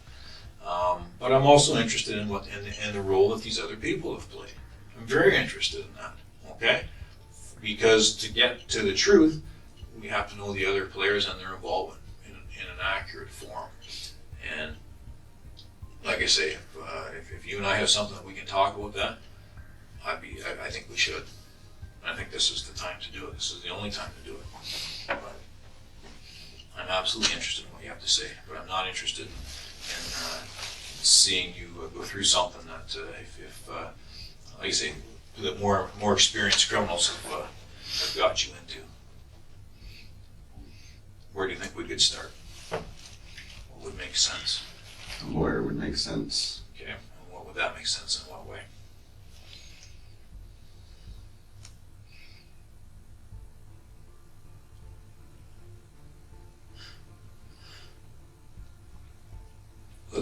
Here's an idea. I'm going to ask you a question. What's your biggest fear or your biggest concern now that you've been charged with this? What's your biggest concern here? Losing my life. Okay. All right. All right. And and when you say losing your life, what do you mean by that? So I don't want to speculate what that means. It means losing my life. It means not being able to have a life anymore. It means not taking care of my mom. It means not having to do the things that I do every day. It's all right. That's more than fair, but I wanted to make sure I understood that. All right. And what would your mother want you to do in this situation? get a lawyer. Did your mother ever ask if you did this? No. Okay. That's pretty important, isn't it? What would that tell you if your own mother asked if you did this, right? That'd be pretty scary, wouldn't it? It'd be pretty bad. I mean, you've spoke to a lawyer earlier. I know you've mentioned it here now. Are you looking at to negotiating something, or what is your thought that way? I think a lawyer would let me know of all my options. Okay. And a lawyer would look out for my interest, whereas you're not looking out for my interest. Okay. And a lawyer can tell me every possible scenario. How do you figure, I need you to be straight with me, Mike. How do you figure I'm not looking out for your interests? Because you work for the police. Yeah, I do. That's true. So I'm sorry, but you're not looking out for my interest. Well, I could see why you'd say that. But let's break that down a bit though. Okay. Obviously I do work for the police. But what have I said that really hasn't made any sense? All right. Okay. What do you think? And it's your job to get me to tell you things. That's Yeah, your job. It can be, yeah. Like, Yeah. you're not, where it's a lawyer's job Yeah. is to help the scenario the best that he can. Yes. That's not your job. No, my job is... You're getting paid for something else. I'm getting paid to find out what the truth is. No question. I'm getting paid but at the same time, I'm not sitting here thinking, well, if you say something's not in your best interest, right? Because when I sit and say credibility is important, right? Credibility is important. When I sit and say that telling your version now, You're the first person who will take whatever I say and use it however you want. No, I wouldn't. No, because that wouldn't be up to me. I'll take what you say, and it goes on the video. Mm-hmm. But I don't sit and take it and twist it around, and something is not. I mean, if what you say is the truth and matches with what the evidence is, what's the concern, right? And that's, like I say, and here's my observation, and you feel free to correct me. You and I have talked. As soon as I go anywhere near talking about, if I mention a monster or pulmonary, you get really mad, right? Almost sick to your stomach about the situation. Maybe you're even upset with me, okay? So, and it's very consistent. So what's that tell me? You're not a monster, right? I know that. I told you that. But you have to understand this situation, okay? It's a missing girl who's no longer with us, okay? We have to deal with this, all right? We've had discussions about, you know, maybe people that are involved in this or something like that. Why would we not get that out in the open and deal with that, right? There's no downside to that. If there's something that we need to do, if you sit and make a comment and say, well, Tara did this or Tara said that, why would I not follow that up, right? However, if you and I sit here and break this down piece by piece, and you say, well, I have issues with this concern here because if you follow it up, it's going to show this, then that's fine. Then you and I explain it. So if there's a piece of information you give me and say, well, I don't want you following that because here's why, then I'll deal with you, okay? If you want something from me, then you need to ask me what it is that you want, and then I can explain how that fits in and what I can or can't do for you, okay? Keeping in mind, as I do this and talk to you, everything that I say and do, I'm accountable for, okay? I can't just walk around talking to people and say whatever I feel like saying. I can't do that. Nobody can. That's not, we don't live in a country like that, okay? So if there's something that you're not comfortable or you put a caveat to something that you say, then just say it. I'm telling you this, but here's what you need to know to go with it. Does that make any sense at all?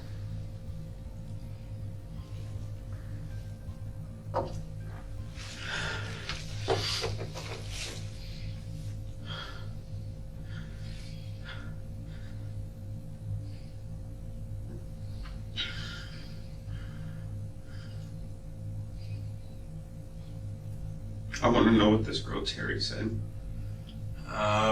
Okay.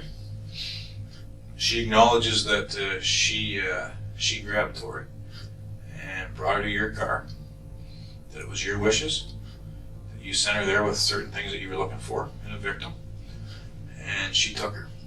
And you guys drove on the highway and did the Home Depot thing, which I talked about, left the Home Depot, went to a secluded area, you had sexual relations with Tori, and Tori was killed.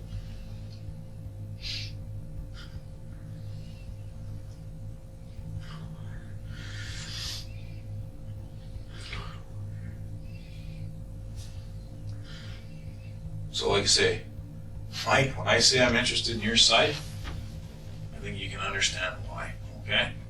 If you're in with some bad people, this is your time, man. This is as good as it gets, unfortunately. All right? This is it. And, I mean, I can get into more detail if you want, but in a nutshell, that's a polite way of saying what the allegations are, okay? That's a polite way of saying what you're up against. And that's why when I sit and bring in these, you know, these other ideas and comparisons, now you know where I get it from, okay? Because I've been involved in many of these. Who are all these other people who were arrested? Who are these other people? Who were arrested? Actually, I gotta be careful because the one that's detained and is probably gonna get released, okay? But Terry's not getting released, okay? There has not been the follow-up for Tara is not complete, I can say that, and Rodney's not complete either, all right? That's not done. But the stuff that's happened today has kind of taken all the resources and focused on that, right? Because now your car's seized. They can get all the paperwork ready for your and her court dates now, and now they have to go follow up with some of the other people that have been implicated for having different amounts. And some people were told about this. Terri had told some people about this stuff, so they have to be dealt with. Actually, I've never asked you who you told. I haven't even asked you that yet, but if there's stuff, if there's other people here.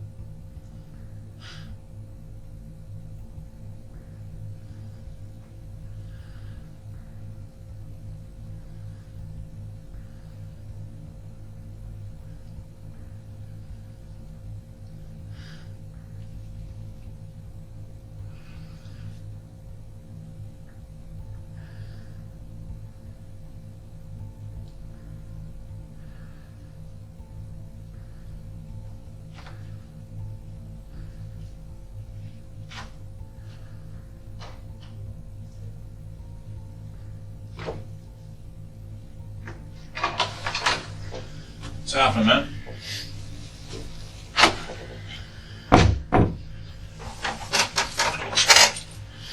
What's your thoughts?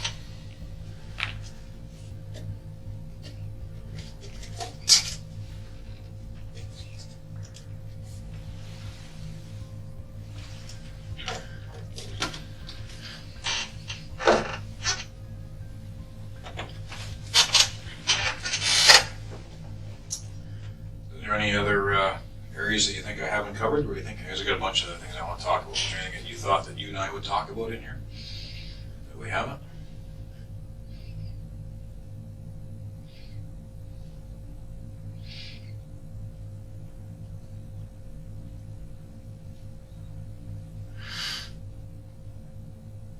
Anything at all?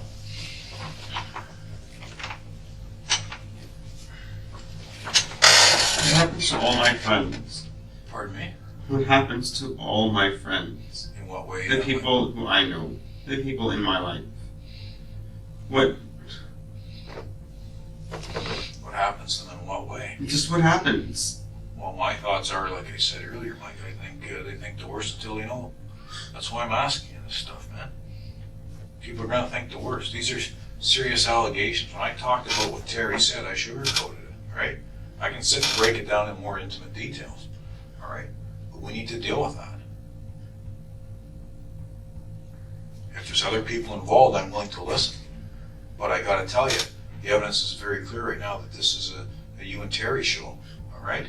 I'm willing to listen if there's others. You just said there's other people who are implicated, other people who are being charged with this. Did I say charged or arrested? All right. I mean, you may be holding up hope here that there's others who are going to come in and get the same charges as you, and that might be my fault. And maybe I haven't been clear enough. But as far as the abduction and death of Tori, it's just you and Terri, man. For that specific part, I need to be. Maybe I should have been more clear on that. Okay. And like I say, I did sugarcoat.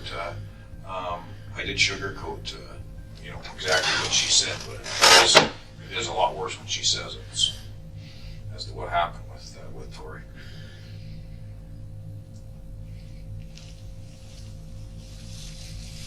And that's, like I say, I can sit and give you, like I say, the details of what she's indicated that was done to Tori. And maybe that's my job, maybe I should. But at the same time, I want to treat you with dignity and respect as well. And like I say, that's why I'm interested in what you have to say here, because this thing's out of control. Okay, something happened here. All right, that just isn't quite right. For you to go to 0 to 120 miles an hour like that, something's happened. Okay, we don't just start out here going through a car when we're 14 to be involved in the abduction and death of a young girl. Okay. That's not right. So something's caused that. And that's what I've tried to discuss with you here. But maybe I should have been more clear in relation to the disappearance and the death of Tori. It's you and Terri. Okay? There's some underlying issues surrounding this stuff and some drug use and stuff. But for the focus of this girl, it's you and Terri. And she said her piece.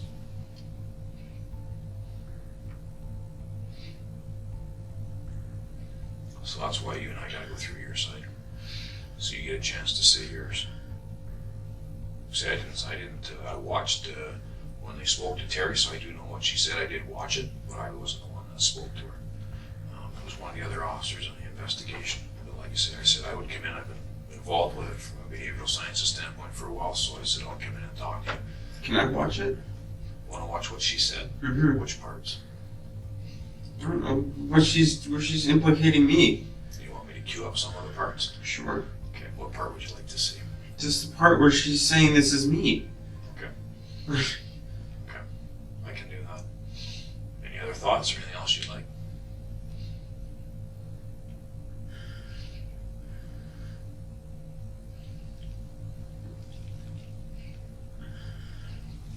Which parts do you want to hear? Do you want to hear right from the time that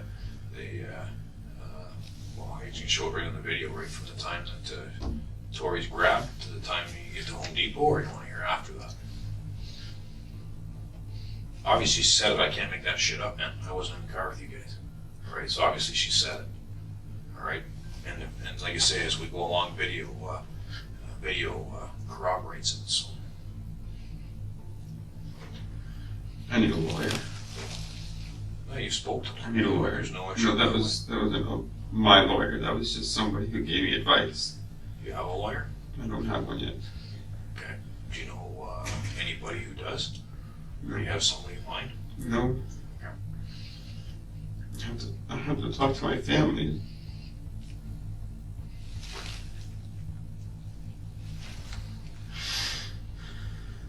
That's your biggest concern, is what your family's going to think? I'm very concerned about what my family's gonna think. Personal question, does your family know anything about any OxyContin use by you? I don't know. So just the OxyContin thing's going to be a bit of a shock.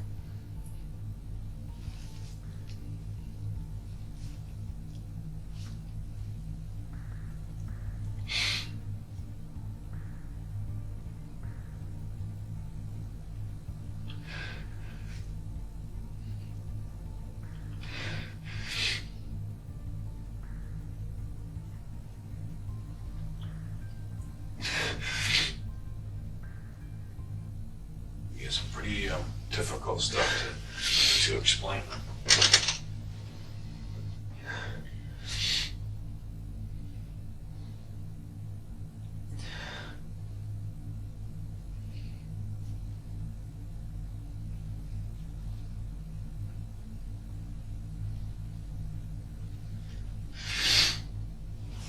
Are you comfortable telling me how long you've been on oxys?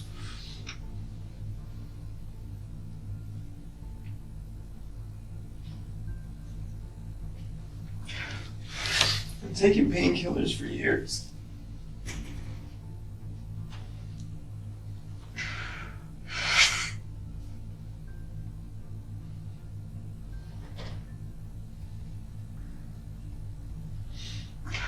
Am I even on the right track saying that oxys caused this, or do you find that offensive and that it was just something that was maybe going to happen anyways? Like,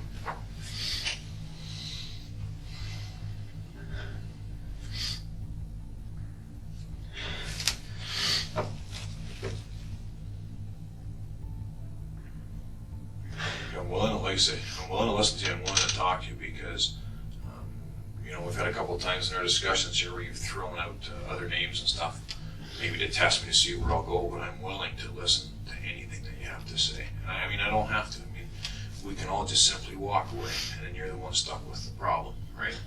And but I got to admit, I'm surprised that when we get involved in this, that someone who's had really no issues their whole life with the police is involved in this.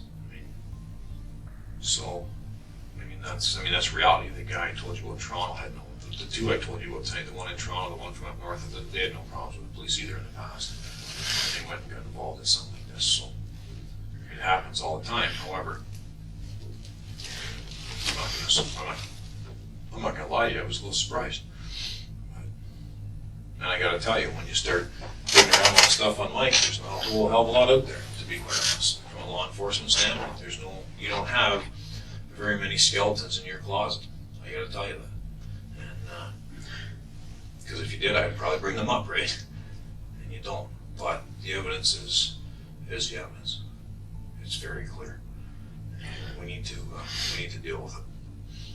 And if you did something because you thought it was the right thing to do, because you're on oxys, then that's life. We move from there.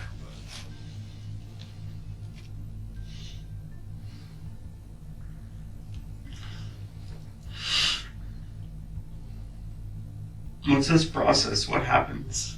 What happens next? After you and I are done talking, you go back to your cells. Tomorrow morning, you'll have what's called you'll be brought into court, and the charges will be read to you again, and there'll be a discussion if you get out of custody for bail, and then they may schedule a bail hearing to determine that. And then from there, it's a matter of where it goes from the courts. The investigation will go on for a little while yet. There's a couple of things that, as I told you earlier, need to be done. And then in the big picture, you're facing these charges.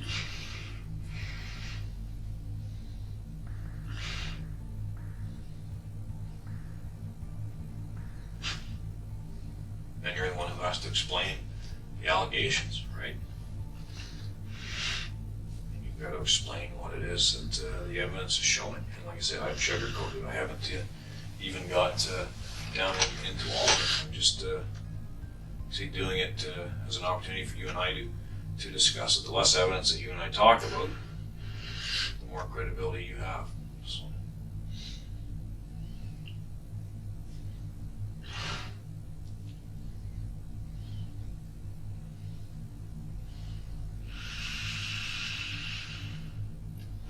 Nothing you can say to make it worse.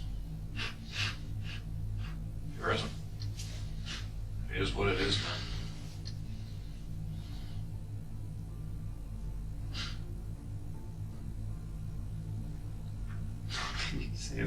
It's true. What can you say to make this worse? Nothing. Unless you're going to tell me there's more victims. Other than that, there's nothing you can say that's going to make this any worse. Again, because I've sugarcoated it.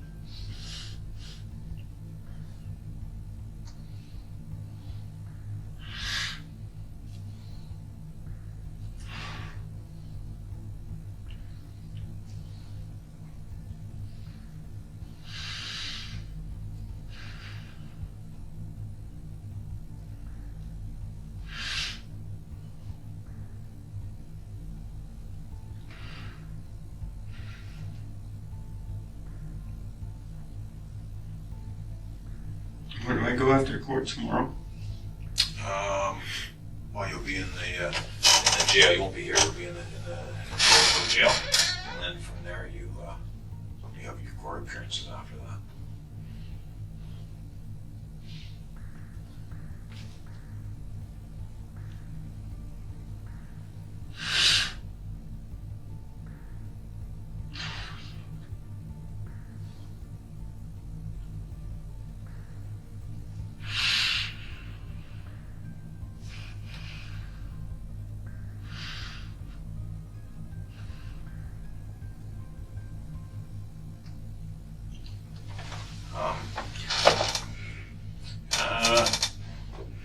I'm not trying to be a smart ass, Mike, when I say this, but really the facts are the facts. The evidence is the evidence. I'm not trying to be a smart ass when I say there's nothing you can say to make this worse, but there really isn't. There's nothing that you can say that's going to knock me off my chair with surprise. Man, I would be amazed if you said something that wasn't supported by the case facts. It's all investigation there. Like I say, and the worst part is, the other steps you've taken to kind of cover your tracks a bit. But as we mentioned earlier, you're not an experienced criminal, and that lends to errors being made and evidence being gathered that implicates you. So it's nothing. Don't be offended by that. That's reality. You're not an experienced criminal, and that goes to some of the other things that we've talked about. But it's reality. Like I say, I've just sat with you and gone over some of the highlights, but I can discuss some of the other issues. There's no issue that way. But I'd rather, if you and I are going to talk about it, we just sit and talk about it. If you have a question of me, you ask it. If I have a clarifying question of you, I ask it. And if you have an issue with it, you say, no, I've got an issue with that one. And explain, okay, here's why I can't answer that. I have no issue with any of that. You say, you're not going to offend me. You're not going to make me mad or anything like that. I have no issues that way at all. But I have all, like I say, all day I have no issues, no problem sitting here with you, going over this stuff. But if you want, we can discuss with other cases I've seen or been involved in as well. I have no issue that way. I don't agree about that. It's fine. But I'd be willing to sit with you and do it if you want to go, Mike. problem now.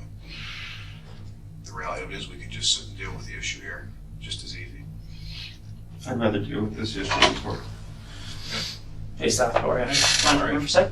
I understand Mike here wanted to see what Terri Lynne had to say. Mike, Terri Lynne's still speaking to my partner, okay? This is a girl you killed, all right? She's not missing anymore. She's dead. Terri Lynne was asked today if she wanted to call a lawyer 4 times. She said no, all 4 times. She went through 2 boxes of Kleenex. All right? She says on the 8th of April, Wednesday the 8th of April, 2009, at 3:30 in the afternoon, you drop her off at Pavey, south of Fife, south of the public school, where Tori walks out of.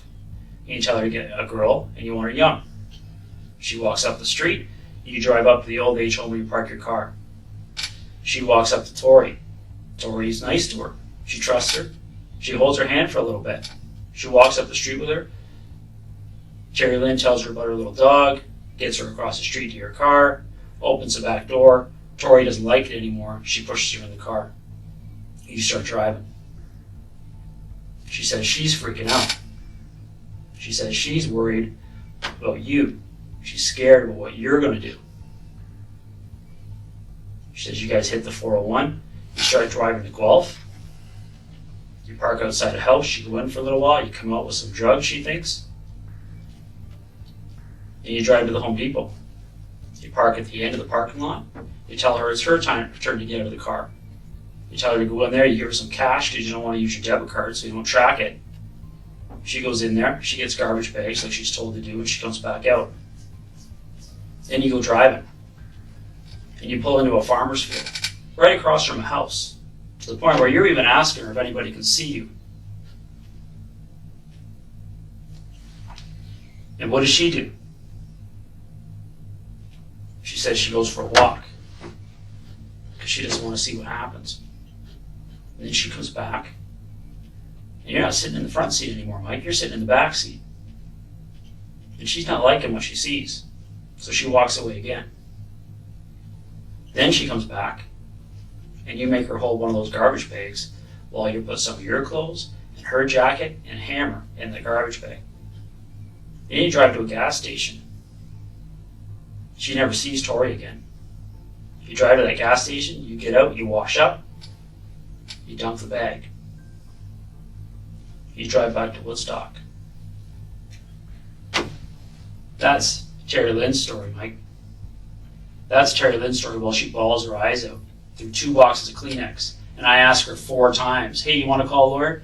She says, I don't need to call a lawyer. I feel so bad about what happened. I just want to tell you all about it. That's what you're up against. Terri Lynne's a liar. Well, you're the only person that can tell us that, buddy. I just did. You gotta be careful, Mike, because some of the shit she said is backed by not just video but other evidence, but also some of the explanations that she gave as well are verified. That's a little more graphic than I said it, but yeah, there is some stuff that she says that is true. No question. I'm not going to say it's not. But How old are you, Mike? 28 years old? You want to tell us your side of the story? Get ready your fucking security blanket and start being a man. Because it's not going to be her semen that we find on her body.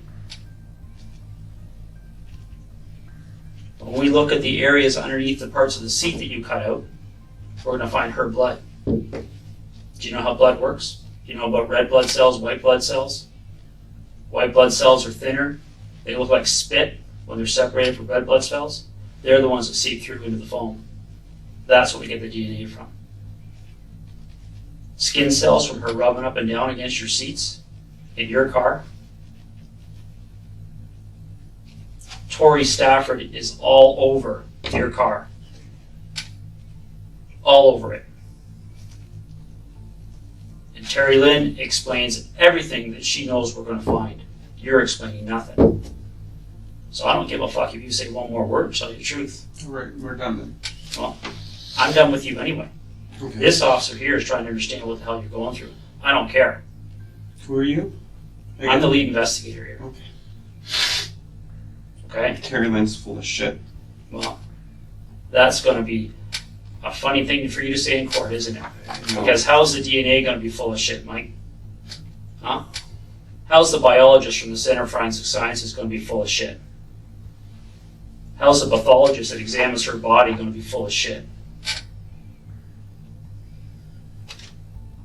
Explain that to me. I'll be careful, Mike. That's a dangerous road to go up. But there's something you and I can clarify with what she said, then let's clarify it. But we can't just sit here with a blanket statement that she's full of shit, because there is some things that's truthful. And by you saying that takes away your credibility. So we gotta be very careful with that. Some of them. Yeah. This officer's got his job to do, Mike. He's got a different job than I do. For my investigation, you keeping your mouth shut is the best thing can happen. So keep on keeping it shut. Okay. Well, you know more than I told you anyway. It wasn't quite as eloquent as I would have put it, but anyways. This is, I mean, these people have been working on this stuff for over a month, right? So some of these people have been working from 6 in the morning to 1 in the morning ever since then. Some of them had 1 day off. So there's a little bit of concern and emotion, but I gotta tell you, like you say, it's just sitting saying a blanket thing about Terri. That's not, you're not doing yourself any good. At the same time,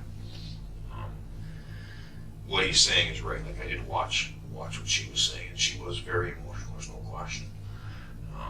And she did go through Kleenex. There's no question of that.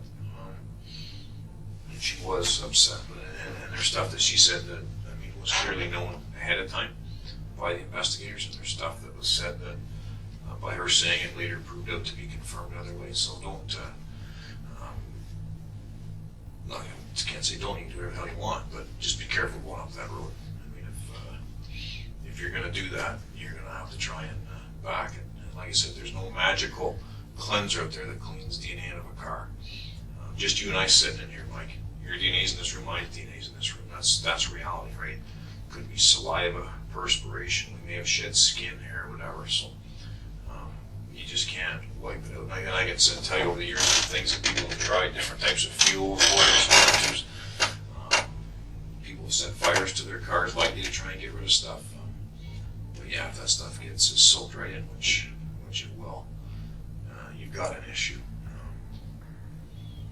And there's even actually a couple more things that actually he didn't say, whether he did, why he didn't, or whatever, that's fine. But he did talk to Terri today.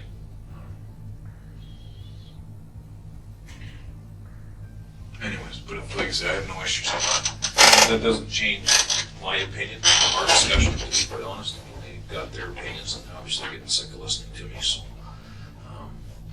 they've come in and said their piece. But like I say, I've got no, I'm not pissed with you, so I'm not, but like I say, this is your chance. This is your chance to say your piece.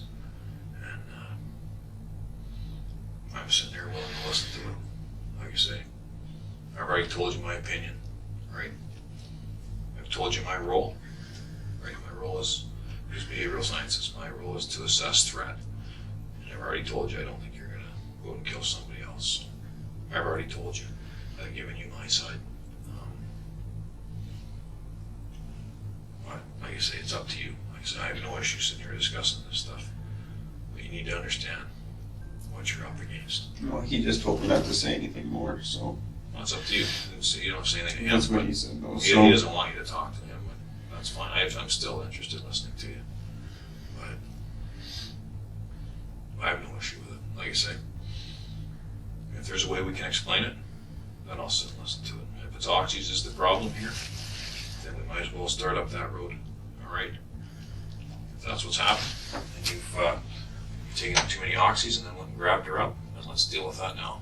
All right? Because, like I say, some of the stuff she said's already being confirmed. And some of this you know is confirmed anyways, because you already knew some of the evidence was out there. So you know that that's already reality. But you also have to understand, when I talked earlier about the other cases where the people sat here, acknowledge what they did and apologize, you never even heard of those cases, because the whole thing just flew right out of the radar after that. All right? So that's up to you. But I think I think there's a couple things that we should probably discuss while I'm here. But I mean, you know the risks that are attached to having her in your car going up that highway, right? So you know there's a good chance that there's witnesses for that. So there's certain things that you can explain, and some of it might be a little more difficult. But like I say, I have no issue sitting in here going through it with you. If you want to talk about the part of the school where she's grabbed, we can discuss that and see what your thoughts are there.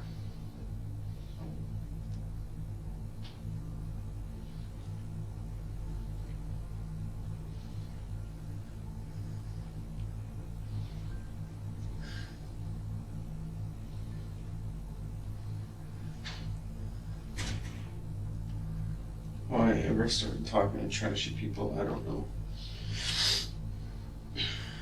You seem smarter than this. Something happened, right? You've heard me say it 50 times probably. Something happened here, man. You don't fly on the radar for 28 years. So what happened?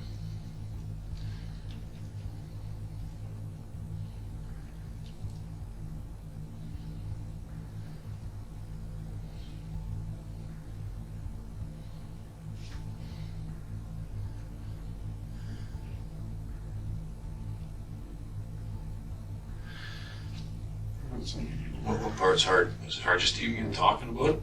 I'm not saying anymore. Why? Because of the officer, because of what the lawyer said, now it's everything. I just don't. I'm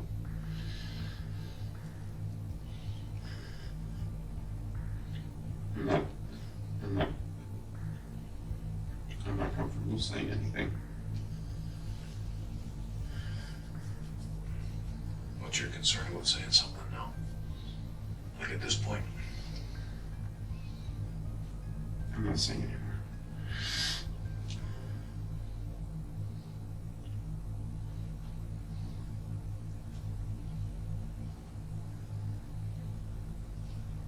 What do you think is going to happen next? I'm not sure. I don't know. Someone runs in here and starts barking. I'm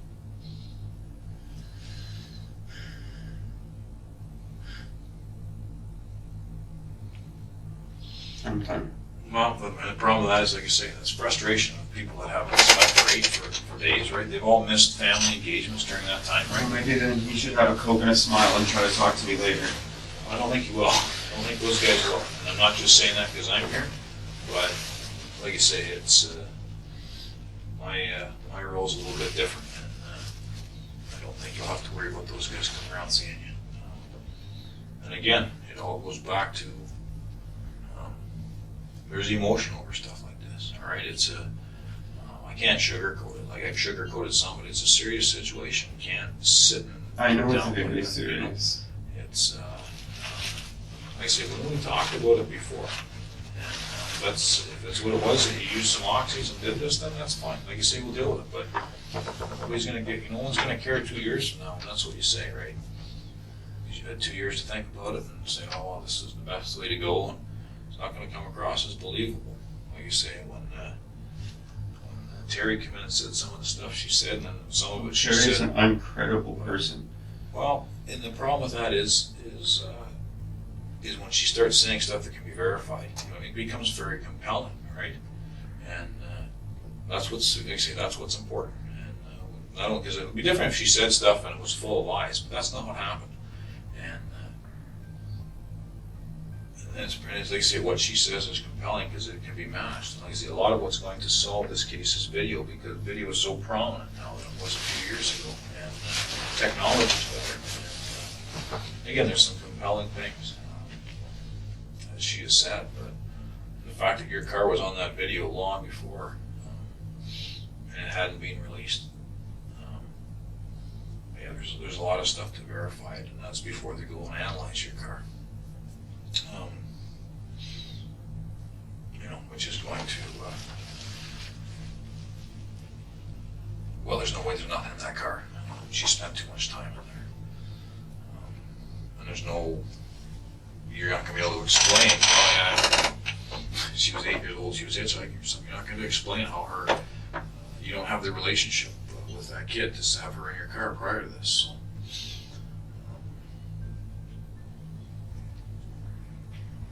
You understand what I'm saying? I hear what you're saying. Okay. All right.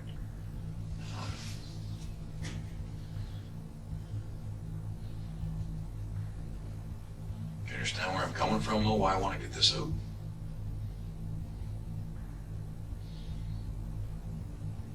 You just want me to say whatever. You just want me to say things.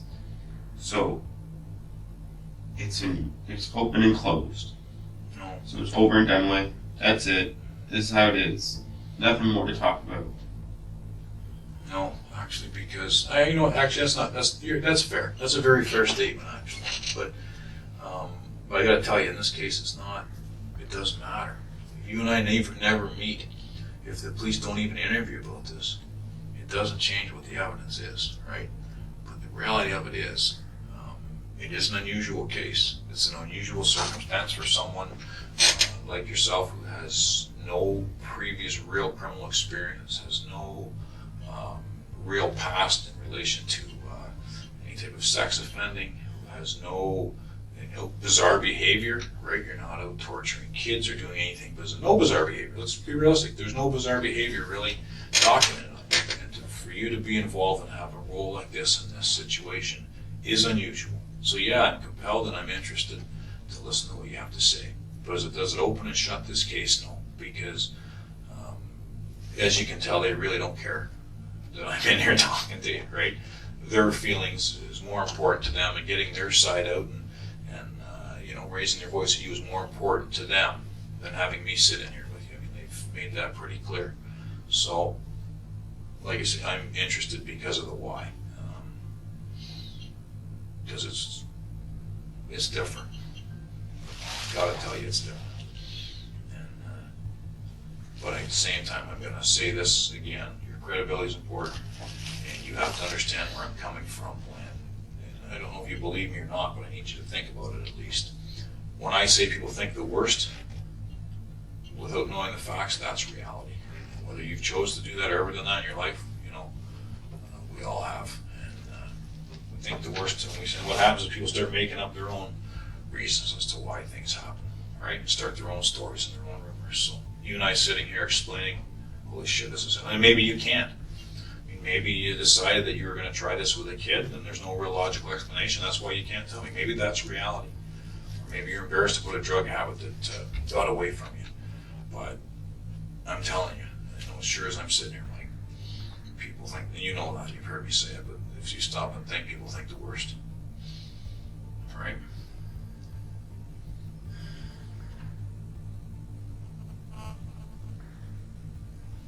And let them think what they're gonna think. What's that? Then let them think what they're gonna think. And they may. I mean, see, they're gonna think the worst. There's no question about that. All right? People will think the worst until they know the truth. So, and I say that's why I'm sitting with you. So, if this is an oxy thing that get out of hand, that's why I was prepared to listen to. Like, if it's not, then that's fine too, right? Then it's something else. Then it's an uncontrollable sexual urge that people have. I mean, that's okay. I'm done. That's as real as I can put it. I'm done. Why? I'm not talking anymore. How come? I've already told you why. Just because of all the different angles and all that? I just don't feel comfortable talking about it.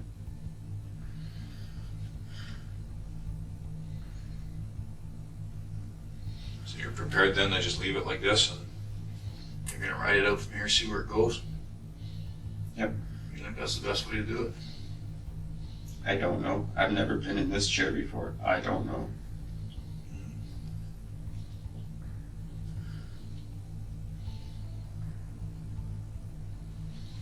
Any questions of me?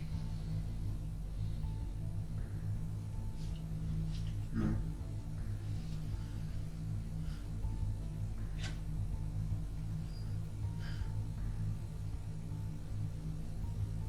Need something to eat?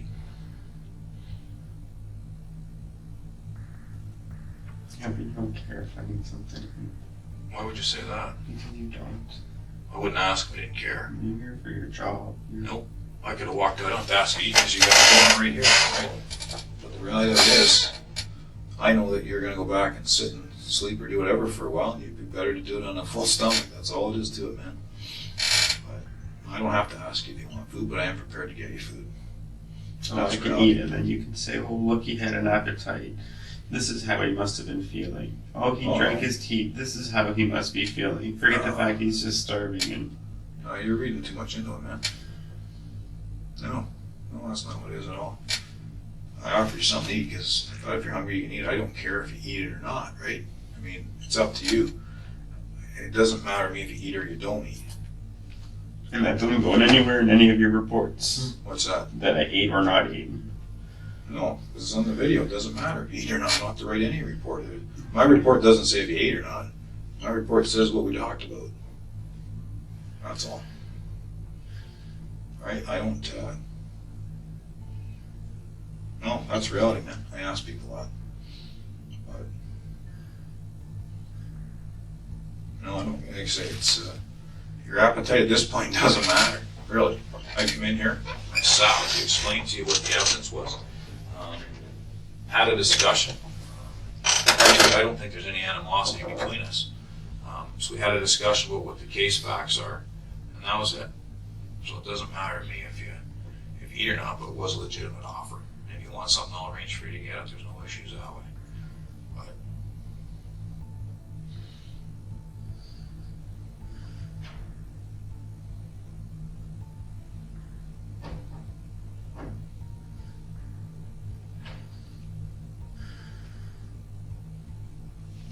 you read too much into it, man.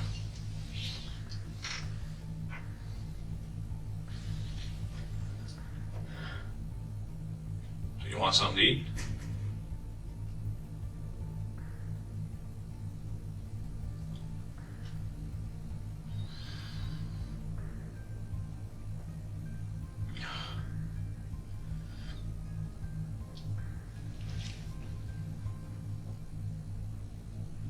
I need something to eat, yes. All right. I'll get you something to eat.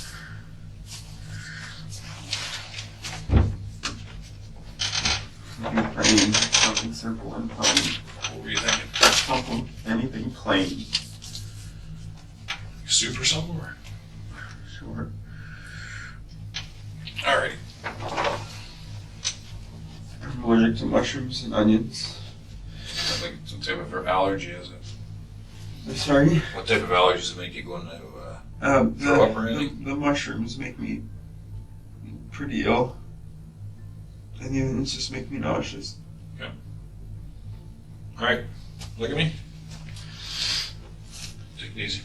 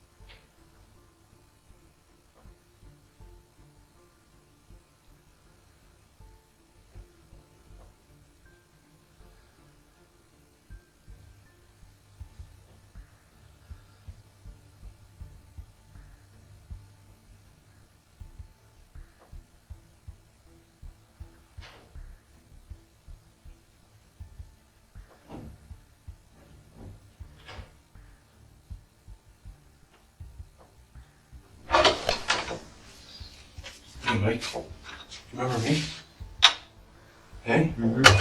Gord? Remember we sat down for about half an hour the other day on the Friday, and we sat down at your kitchen table. Okay, and we got to know each other a little bit. I got to know a little bit about you, about your family situation. You know, talking about how long you've been around here for, what you've been going through, okay, in your life. And I thought, you know, we had a little bit of a connection there, okay? I know you've got a rough spot right now in your life, okay, with your mom, and especially your grandmother right now. And she's dying, is that correct? Cancer and so on. Would you be able to look at me for a sec though, Mike? Okay. It's just, you know, when I talk to someone, and I know that when we talked on Friday that, you know, you had good eye contact. Okay. And I know it's a rough spot right now with your mom, with what she's dealing with. Okay. I know with, you know, was it Rydell she was seeing? What was his first name? Dave. Dave. So she's got a lot going on in her life, and you've got a lot going on in your life right now, right?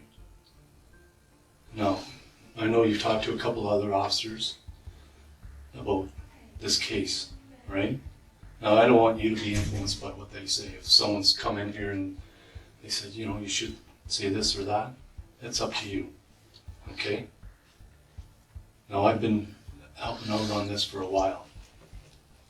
For over a month now. And I've talked to lots of people. I told you that, didn't I? And I said your name came up. Okay. And I've talked to Terri Lynne. I've talked to all kinds of people. And what's happened here, I think, is that you've been caught up in a lot of stuff going on in your life. Okay? And what happened, you know, you've been out of work.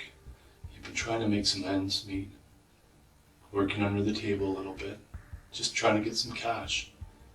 Okay, things haven't been going that well back home. Right? You can look at me for a second. And I know that, and you didn't want to really get into some of the stuff that's been going on back home with the girls and so on, your ex-girlfriend and that. Right? And I know you've been trying your best with your home life right now, with your mom helping out and your grandma. So, you know, you have the work problems, you're trying to work. And I know you do have a bit of a problem with the oxys, okay? And I found that out. So you've got a lot of stressors going on in your life. The thing that happened is, though, that you met someone. Okay, you met someone that at the pizza place there back a few months ago. Right? That's what you told me. You're going, I think, into the variety store or so? Remember seeing that? No, I remember seeing we met at the 7-Eleven. Well, the variety store, right? And Terri Lynne was getting some pizza or so on. Didn't you say that? I think there was mention about something like that. Anyway, the thing that happened here, Mike, okay, is that you got connected with her. And you told me that, you know, what her family life's like, what she's like, the drugs, her mother, what's been going on. And I know that you guys were doing oxys, okay, together. So the circumstances, Mike, okay, there's some bad decisions made here, okay? You guys got caught up in a bunch of stuff, okay? All the things that are going on in your life. Okay, I can understand that. I can fully understand that. Now, I saw Terri today, okay? I was with her. I know, and you know, you've been keeping contact with her, and I know you went to see her back on the 8th of May. You know, and you brought her some clothes and so on, and, you know, you talked about going here and there with her. But I was with her, okay? Brought her over from London today. And I was there when she was telling her story, okay? There's no doubt in my mind she's telling the truth. There's no doubt, okay, what happened. She is the person, okay, that took Victoria, okay, Tori, across the road. We have your car, okay, I saw your car there. Okay, your car is unique. There's not many cars with that color. Okay, the kind of the bluish, black type of homemade paint job with the spoiler on the back with the rims. Okay, yours is a unique car. Now the thing is, Mike, okay, the thing is that your car is seen at 329. Okay, or so right around there, 331. Okay, on the 8th of April, pulling into that Crescent Care parking lot. That your vehicle's on video, okay? Your car is unique, okay? There's no doubt. And Terri talks about, okay, walking Victoria.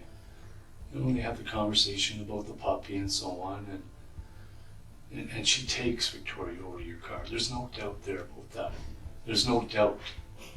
But the situation is, okay, why? I think what happened here is it got out of hand. You know, if you could take that back, okay, I think some bad decisions were made because of a couple people that in their life right now, okay, just things aren't going that good for them. You know, Terri's got some bad problems at home right now with her mom, right? Mom's dying of cancer, intestinal, all the problems with the drugs and the people that are hanging out there. You've got all the stuff going on in your life. Okay? And that's what's happened here is some bad decisions were made. Okay? And there's no doubt. She's already said that. She's admitted what she's done. Okay? She did take Victoria over to your car and you're there. Your car's right there on video. There's video all over the place. Your car is there. Okay? There's no doubt there. So what's happened is, from there, you know, you didn't expect to do what you're doing, but it got going and got snowball, okay? And you know what a snowball's like when it's rolling downhill. It gets bigger and bigger, and something happens, okay? You didn't need to happen the way it did, and what happened is you panicked. And some bad decisions were made again. Now, I talked to Terri, I saw Terri's interview. There's no doubt in my mind, okay, she's talking about what happened. It's the truth, okay, about taking her. She took her, okay, from where she was coming from school, walking, and she brought her over to your car. There's no doubt, okay? There's no doubt there at all. And after we interviewed you, you know, you weren't really opening up that much to me about names and so on. I know you're maybe a little bit of a private person there on that. The situation is that, you know, you did leave. You got out of the area for a little bit. Okay? Your car wasn't around. We were checking. Okay? You weren't. Out of the area every day.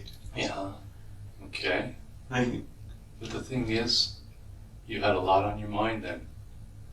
You had a lot on your mind. You didn't expect the police to be coming to your house and knocking on your door. Because you even wondered, you know, why were we there? Like, okay. That's the thing. You didn't expect us to be knocking on the door.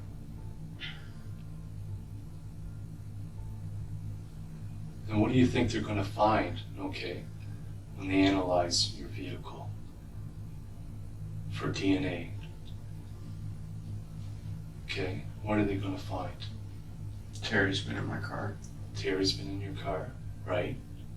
We know that. And we know Tori's been in your car. Mike, look at me for a second. You know what? I don't think you're a bad guy. I don't think you're bad at all. You know, you have some, the Fred Astaire dance that you wanted to do. You know, I think you're a good family person. I do. I think you're a good family person and a good person. But what's happened here is because of who's meshed together, the two of you are not a good mix. And things got out of hand here.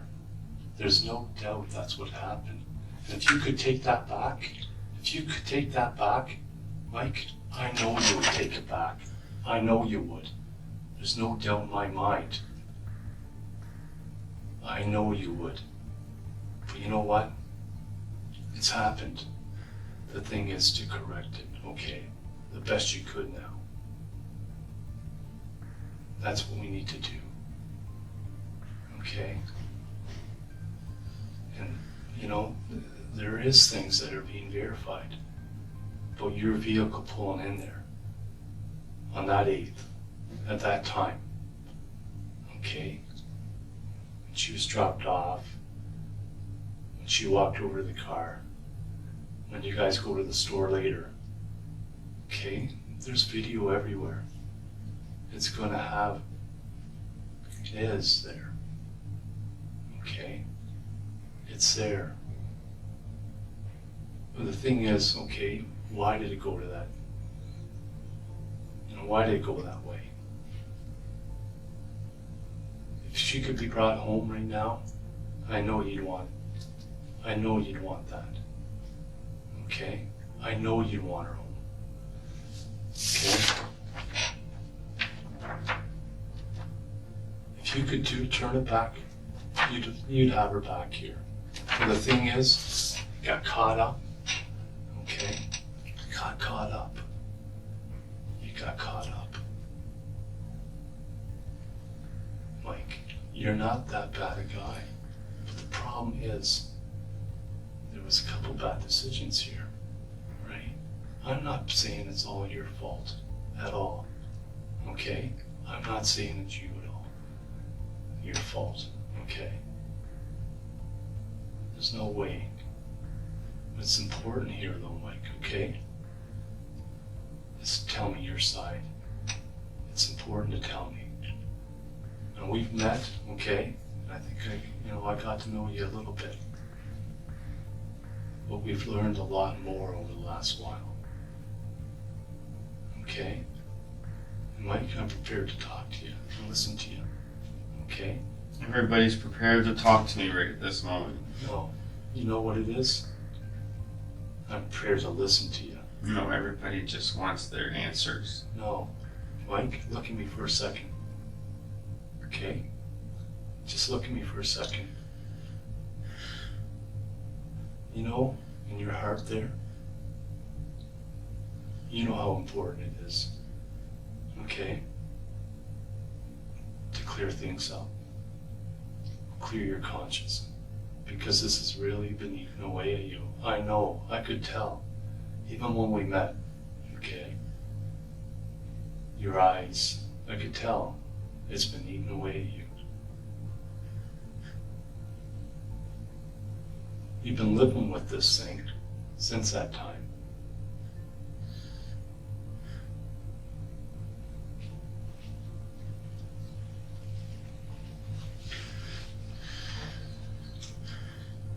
The thing is though, you panicked.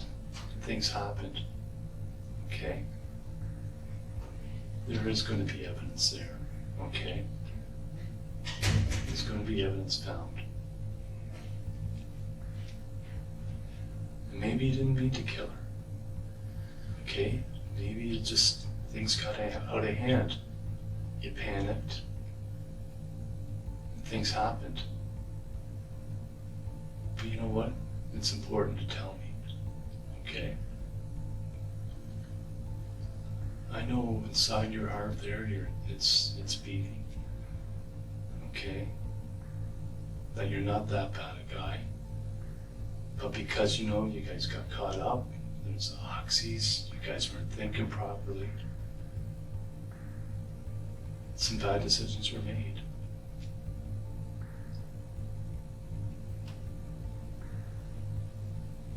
Your car is there. We can't take that away. It's there. And Terri is saying she's there. She's admitted that. She's given other That's information. good for Terri. Yeah. It's good for her. But you know what though? She's put you there too. She's put you guys there. As you're driving down the highway, she has. You know, talking about their favorite color and purple, and telling her, you know, putting her head down as the truckers are going by and so on. Okay? Yeah. Yeah.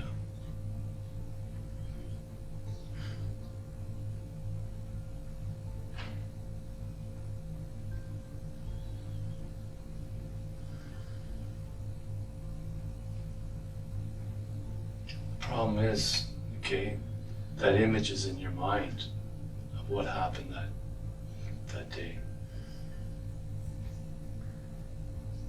And I'm sure you think about it, and you think about it, and you think about it. And sometimes, you know, maybe the oxys help. Maybe the drugs help to kind of mask what you're thinking, what you're feeling.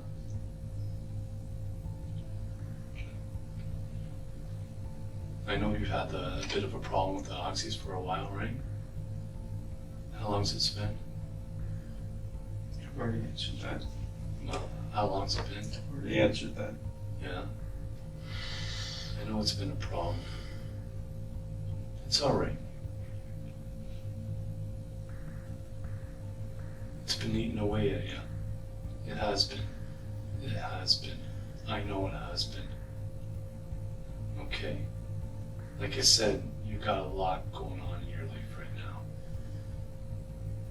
Your mom has a lot going on in her life. Your grandmother has a lot going on in her life. And if you could fix any of that, you would.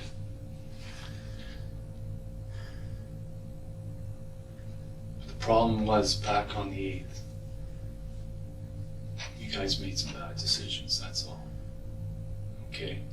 You made some bad decisions. When everything's getting connected here, the dots are being connected. It is, the evidence is there. There will be DNA found in your car. Okay? And then what are you going to be able to say about that? What can you say about that when Tori's DNA is found in there? A strand of her hair, some skin cells.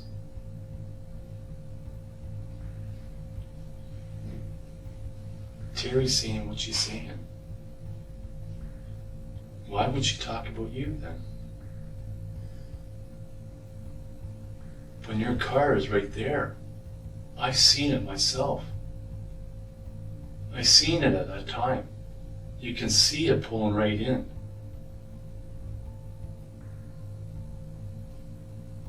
You can see it pulling in where it did. And you see Terri walking across with Tori, right in that same area, minutes later. Minutes. And I'm only talking a couple minutes. Less than a couple minutes.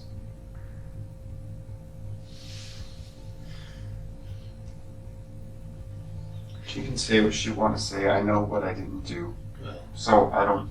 What are they going to say though, Mike, when your vehicle is right on at That's Home for my Depot? lawyer and myself to talk about that. What are you Something going to like say that comes though up. when it's at a Home Depot? If something like that comes up, if it comes up, But what you know, my lawyer and I will have to talk about but it. you know how it is at parking lots and so on. When you're there, your vehicle's there, where it's parked. Terri went with the drive around, showed the parking spot exactly. Okay.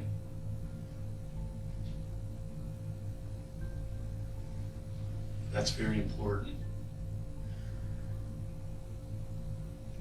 That's very important. you're seeing now, then okay.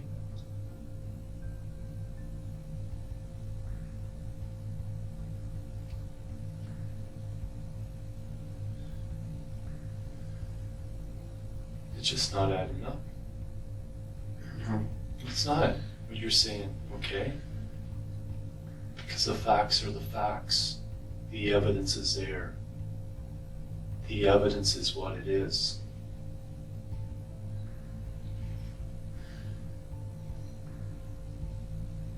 I didn't kill anybody. You were there. You were there, though. I didn't help kill anybody. You were there.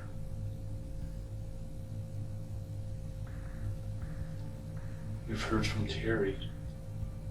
Okay. We've heard from Terri.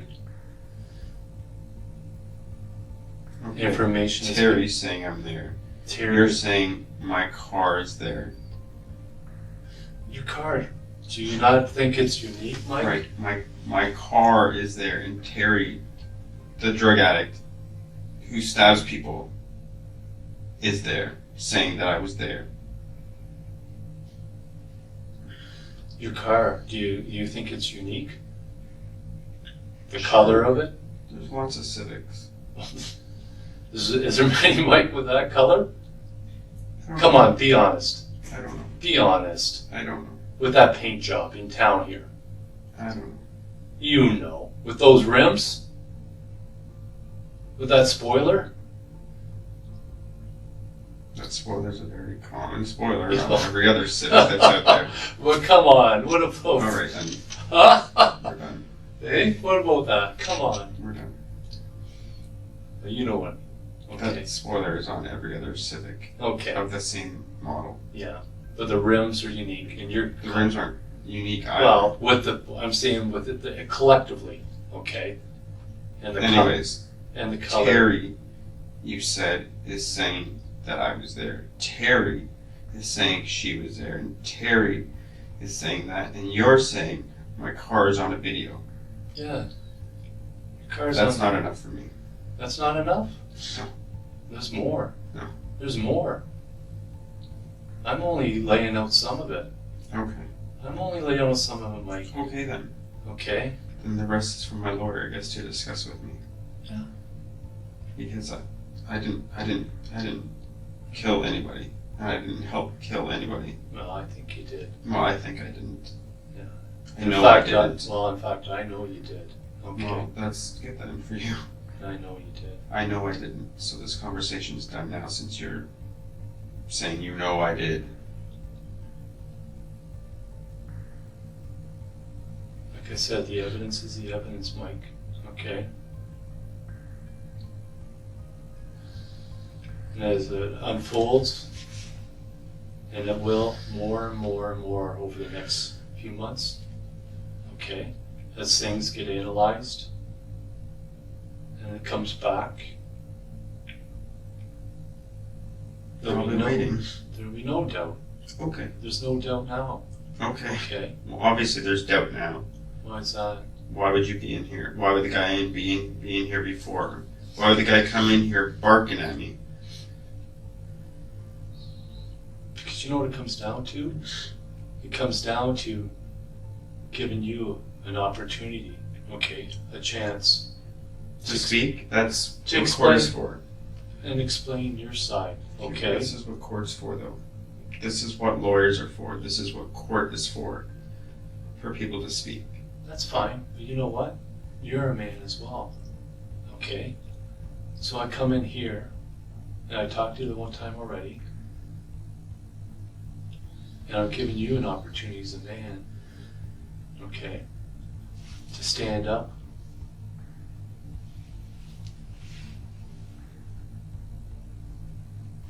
And tell the truth. And you know what? You haven't. You're not telling the truth. And I'm giving you an opportunity as a man, okay, to look me in the eyes, to talk to me. You're not, okay? I know you, after we talked to you, you're gone. You're gone for a few days. I'm always gone for a few days. Where did you go? I'm always gone for a few days. Where did you go this past weekend then? Well, you didn't know then. Oh, That's your jobs as well, I'm police to know. giving you an opportunity. That's a simple question, right? That's a simple question.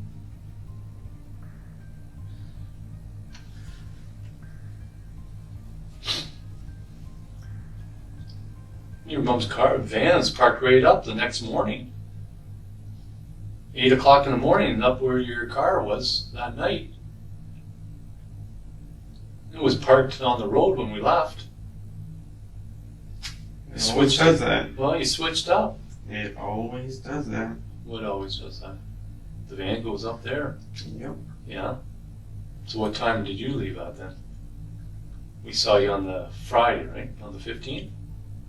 I don't remember. Somewhere around 7 o'clock or so, or somewhere around there, wasn't it? I don't remember. I think it was. So where did you end up going? That's a simple question. That's an answer I don't care to give. What's that? An answer that I don't care to give. You go down to your brother's place? Sure. I'm not answering. You don't want to answer? Were you gone down to Woodstock? Once again, I'm not answering. But why? Why can't you say something simple like that where you went? I'll wait till I discuss everything with my lawyer. What's your mom going to say? Well, I guess we're about to find out, aren't we? Yeah. I think that's important. I love my mother. My mother knows I love her. That's all it needs to know. Your mom loves you, yeah. But you know what? I think she's a little worried about you lately. I think she has been worried about you. Okay. Well, who you've been hanging around with, what you've been doing. Who I've been hanging around with. Well, Terri Lynne. I know you've seen she's been over helping out too with Carol. Mm-hmm. Okay. We both have been hanging out, helping out. Yeah. Trying to do what you can do, right?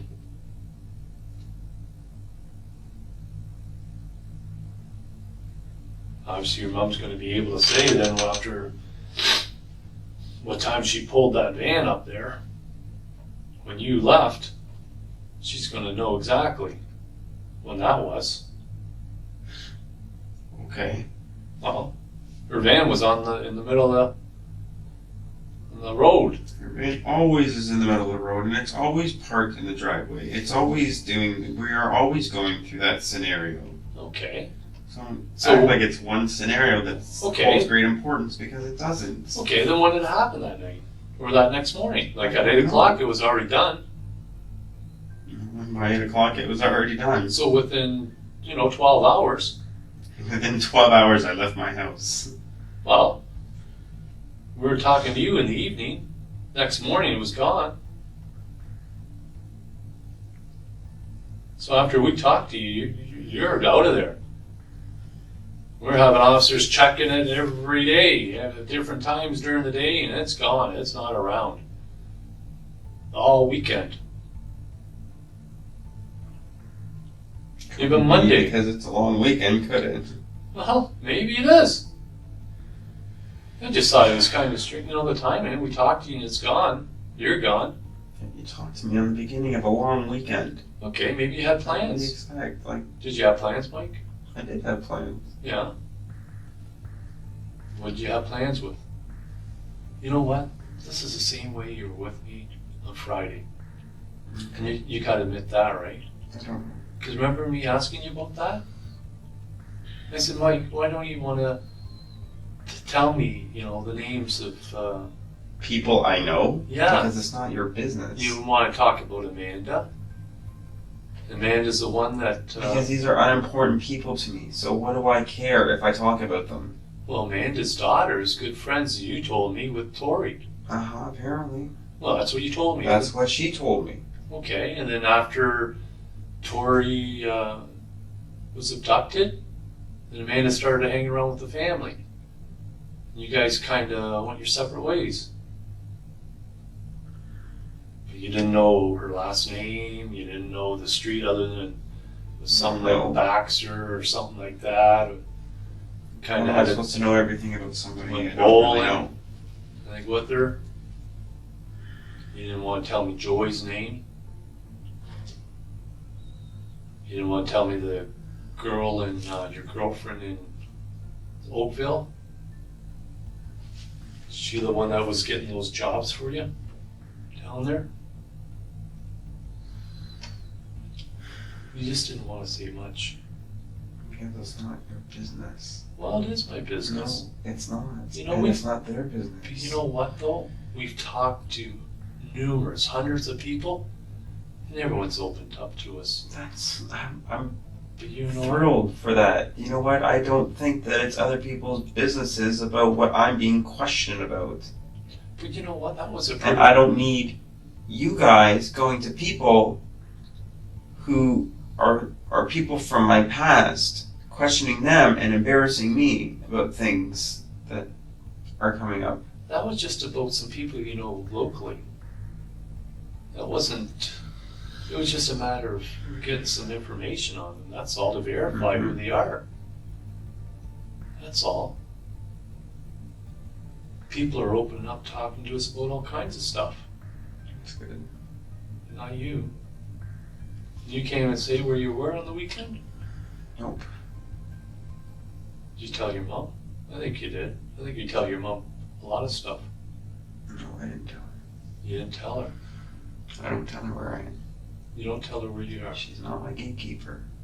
Well, she's probably still concerned, even though you're 28.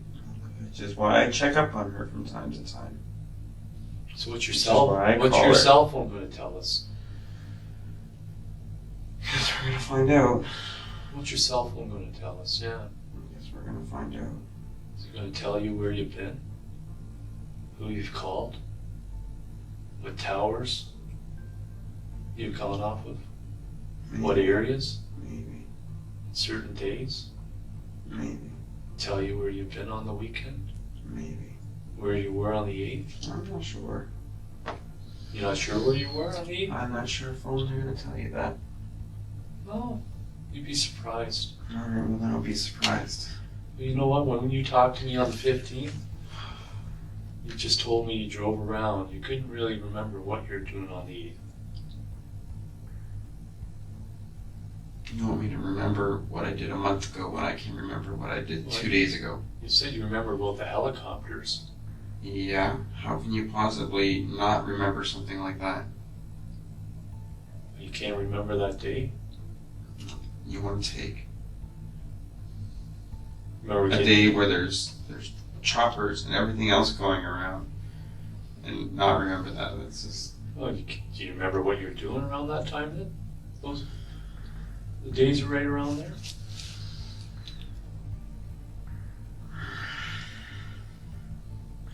Because you know very well what you're doing, okay? Because you're parked down at Crescent Care and arranged with Terri, okay? You get Tori. No. No. Yeah. Yeah.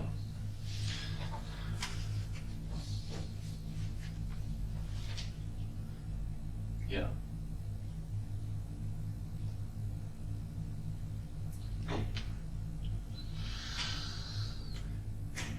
And you're interested in what Terri had to say before, right? You wanted to see it? I'll wait till I talk to my lawyer. No, I'm just saying, if you know, Yeah, I'll even wait in till the I talk to morning, my you want to lawyer. have a look at it. I get the computer and I show you. Would you want to sit down and I just hit play? I'll wait till I talk to my lawyer. Well, before you're asking about it. Yeah, well, I'll wait till I talk to my lawyer, because my lawyer can set everything up. Okay, just 1 second, okay?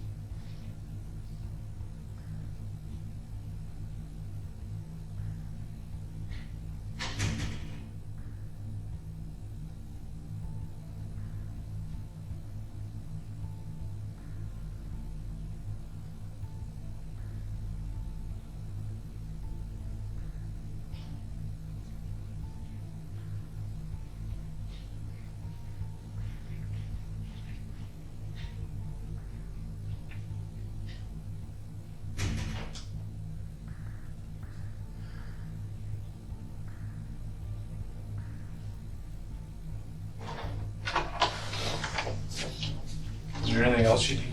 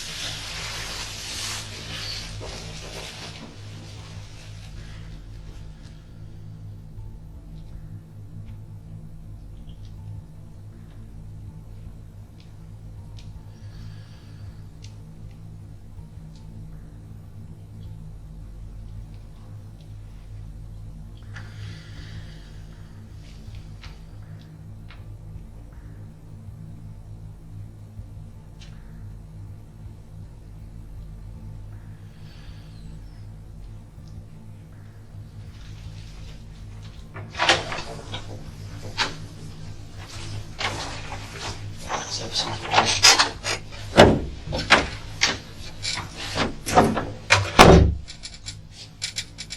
Mike. I'm a pretty get down to the facts kind of guy. I'm sure you've realized that from our brief encounter earlier, all right? This is not rocket science.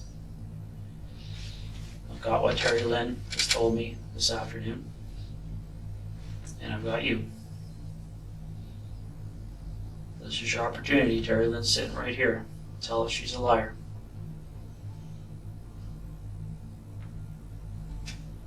You've had no problem in saying it without her in the room.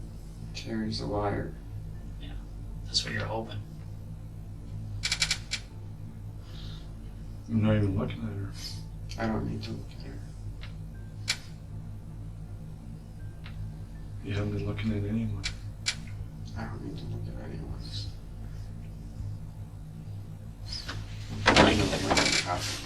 Have you stopped for a second to think about all of the forensic evidence that is yet to come in this investigation? And the lawyer will have to deal with that. How does your lawyer deal with your semen on an 8-year-old's body? I guess Like, a lawyer would I have have to never- deal with such things if they came up. What's that? I guess a lawyer would have to deal with such things if such things came up. Do you know how the legal system works, Mike? Who gives instructions to who? Do you instruct your lawyer, or does your lawyer instruct you? You instruct your lawyer. So when that happens, your lawyer's going to say to you, Mike, what do you want me to do with this evidence? Terry. Thanks, Terry.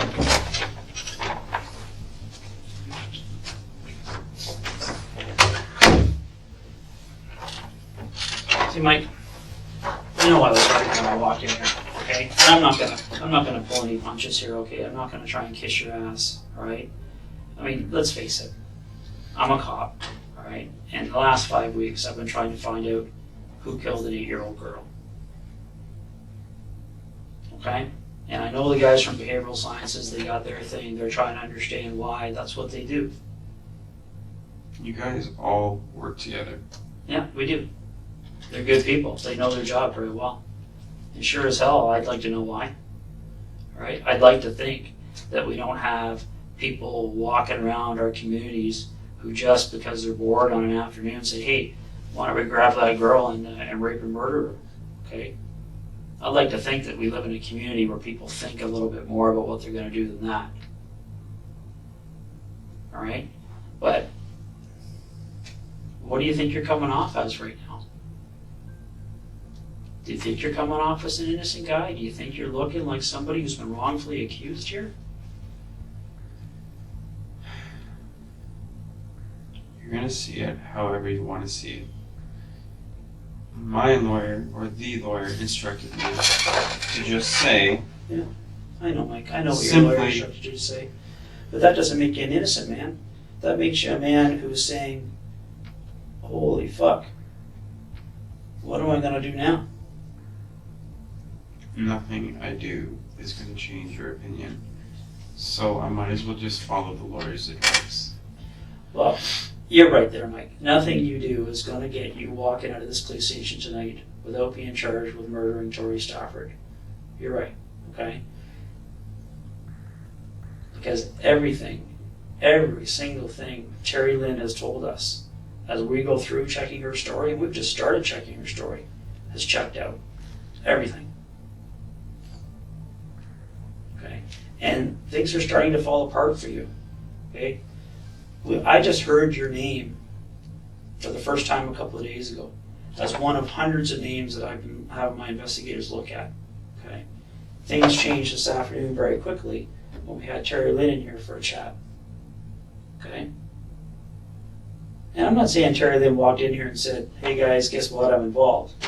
All right, she resisted. She took time trying to convince us that she wasn't, and then for whatever reason. Whatever twigged with her, the lights started to come on, and she decided, you know what? I'm gonna get ahead of this thing. And that's her thing, okay?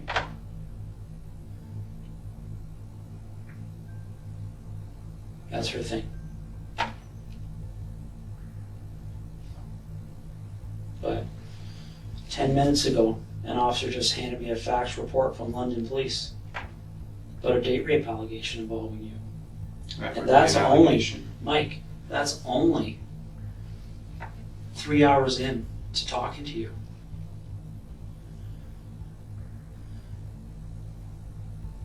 Okay. How unfortunate for you that within 5 months you've been accused of date rape, of drugging a girl, and now you're accused of kidnapping and murdering an 8-year-old girl.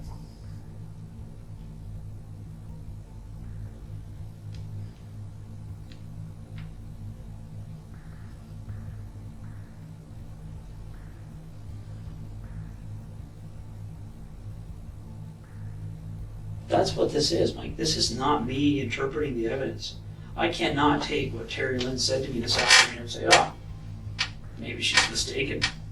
You can't take what somebody has said to you and just, by God, believe it. Because if things were that simple, then there wouldn't be such things as court systems. Absolutely. There wouldn't be such things as CSI people and forensics and DNA analysis. Right.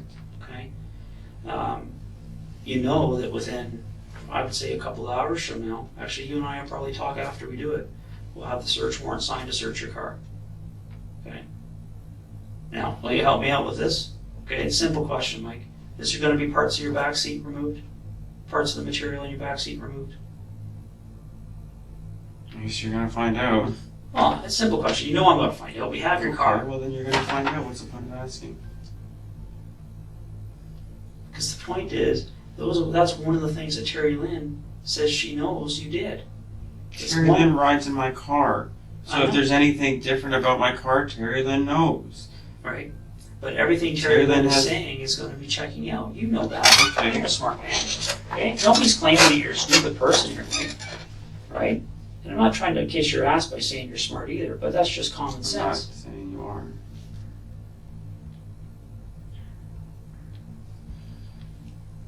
But Mike, you know how much media coverage this has. You know what the newspapers are going to do with this and to your family tomorrow. Okay? You think the cops are going to be talking to everybody you ever spoke to in your life? That's nothing compared to what the media is going to be doing. This is a huge story for them. This is the next Paul Bernardo. Whether you like it or not, a girl and a guy kidnapping an 8-year-old girl and murdering her. That's one of the most sensational things that have happened in this province since Bernardo and Carla. It's going to be a frenzy, and you and I both know that.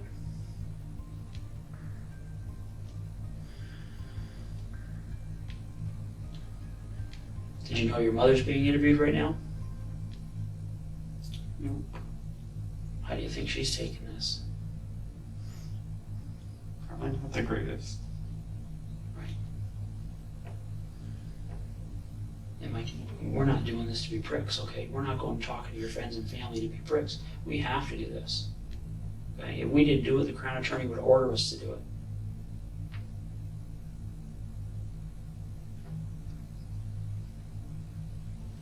You don't need to interrogate my family. Wait, Mike, that's not even an option for me. If I didn't do that, my boss would pull me off this case so fast my head would be spinning and somebody else would be on it the next day. Awesome. Okay?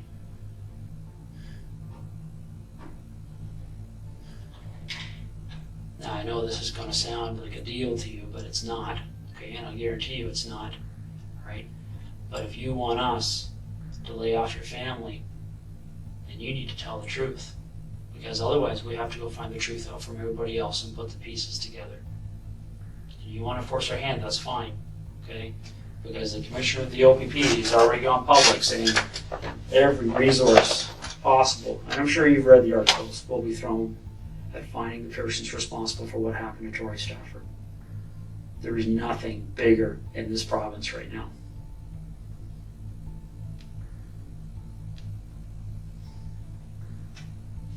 And really, when you look at it, there's only two ways to approach this story from a media perspective. And I think the guy from behavioral sciences already kind of talked to you about that a little bit. This is either two people whose lives were overtaken by drugs and all the stress and everything that goes on, and they made a bad decision, they made a bad mistake. Or this is two cold-blooded psychopaths who were planning and plotting to snatch an innocent little girl off the street. Okay? And those aren't my words, Mike. Those are the words that the media is going to use, and you know that.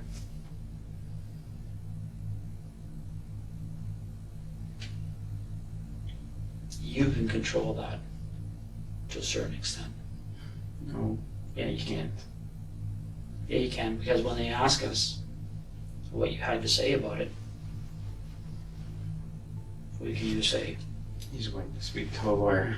yeah, and then it's open season for the media. They can say whatever they want. Well, it doesn't matter what they say. It's not going to make a difference of what they say.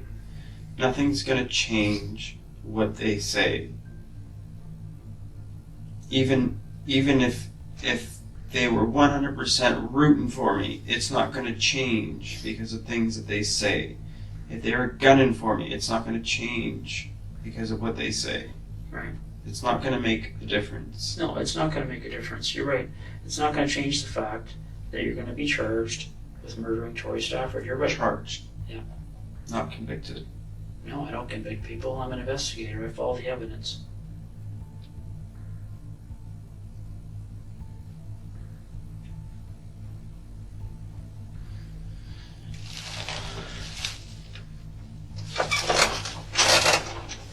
I want you to pause for a second and think about all of the potential evidence that's still to come in this case. The 401 cameras. Any of the cameras leading to that residence you went to in Guelph. The traffic cameras, cameras at stores, the Home Depot cameras. The cameras alone are going to track you. Okay?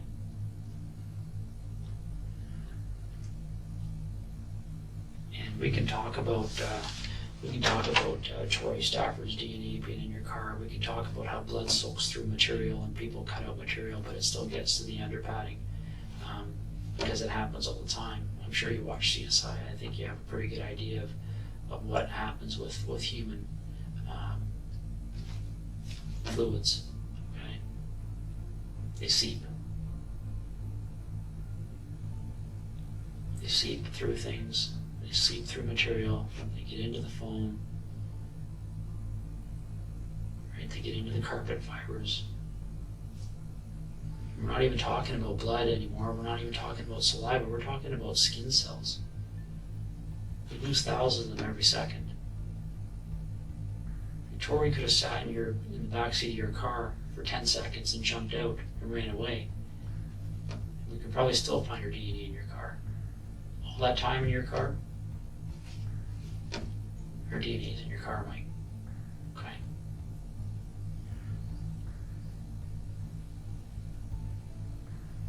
But the biggest issue for you is explaining why your DNA is on her body. That's the problem you're going to have.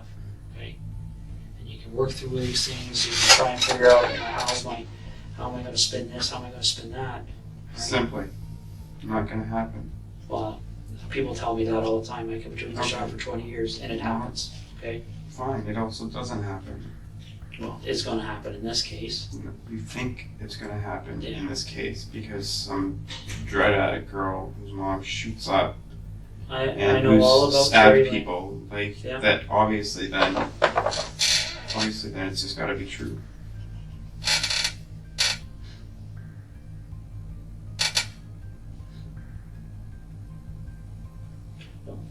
See, Mike, this is the problem, though. We're only 3 hours into this conversation. Okay. What do I do tomorrow when I pull the Home Depot camera and I say, Mike, you're on video driving at that Home Depot parking lot on the afternoon of the 8th of July with Terri, Lynne, and a young female in your car? I have a feeling that's not going to happen. Okay, having a feeling's not good enough.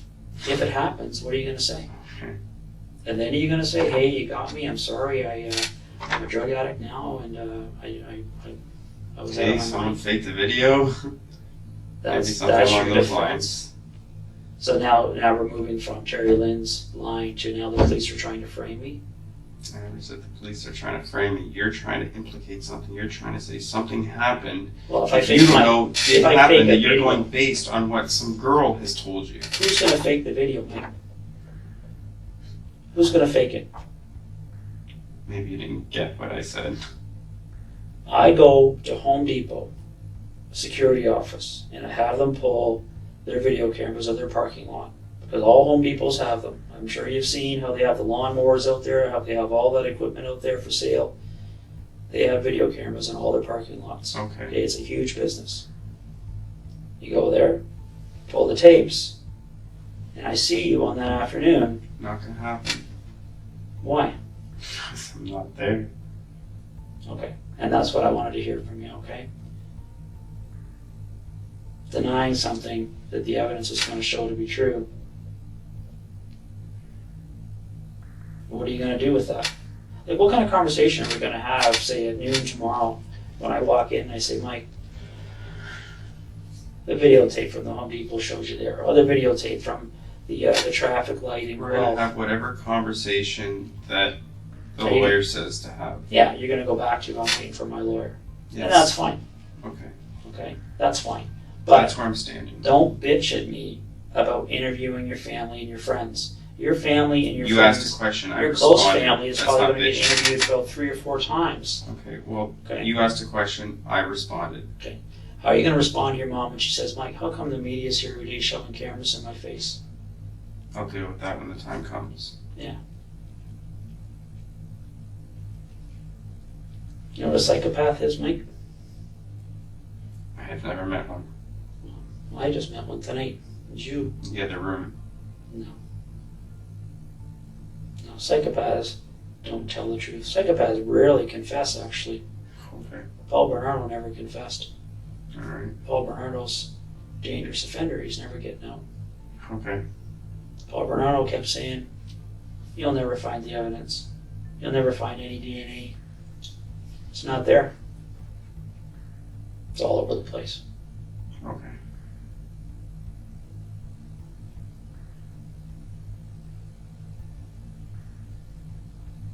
It's so funny how you can compare me to somebody like that.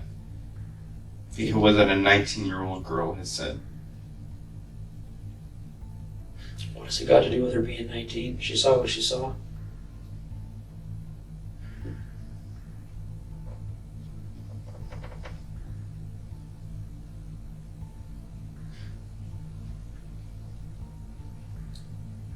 And the one advantage Terri Lynn has is being a female, being a young female. People are more inclined to believe. I mean, even when people saw the video, when they started to think, I wonder if this is a stranger that has grabbed Tori. Because let's face it, rumor around town, maybe mom's involved, maybe it's drug related, blah, blah, blah, right? We've been hearing that forever.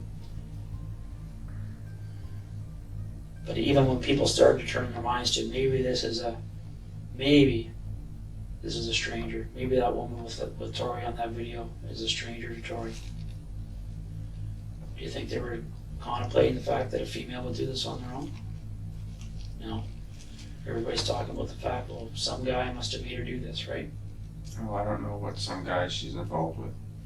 She's involved with you. She's not involved with me.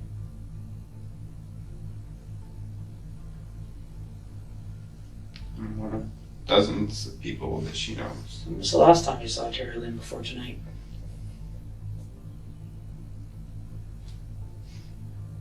I dropped her off clothes. Okay, why if she knows dozens of people, are you the one that has to bring her clothes? Because I'm talking to her mother and because I'm not high all the time. Like everybody else. Like the guy who found me in a parking lot, whacked out of his tree.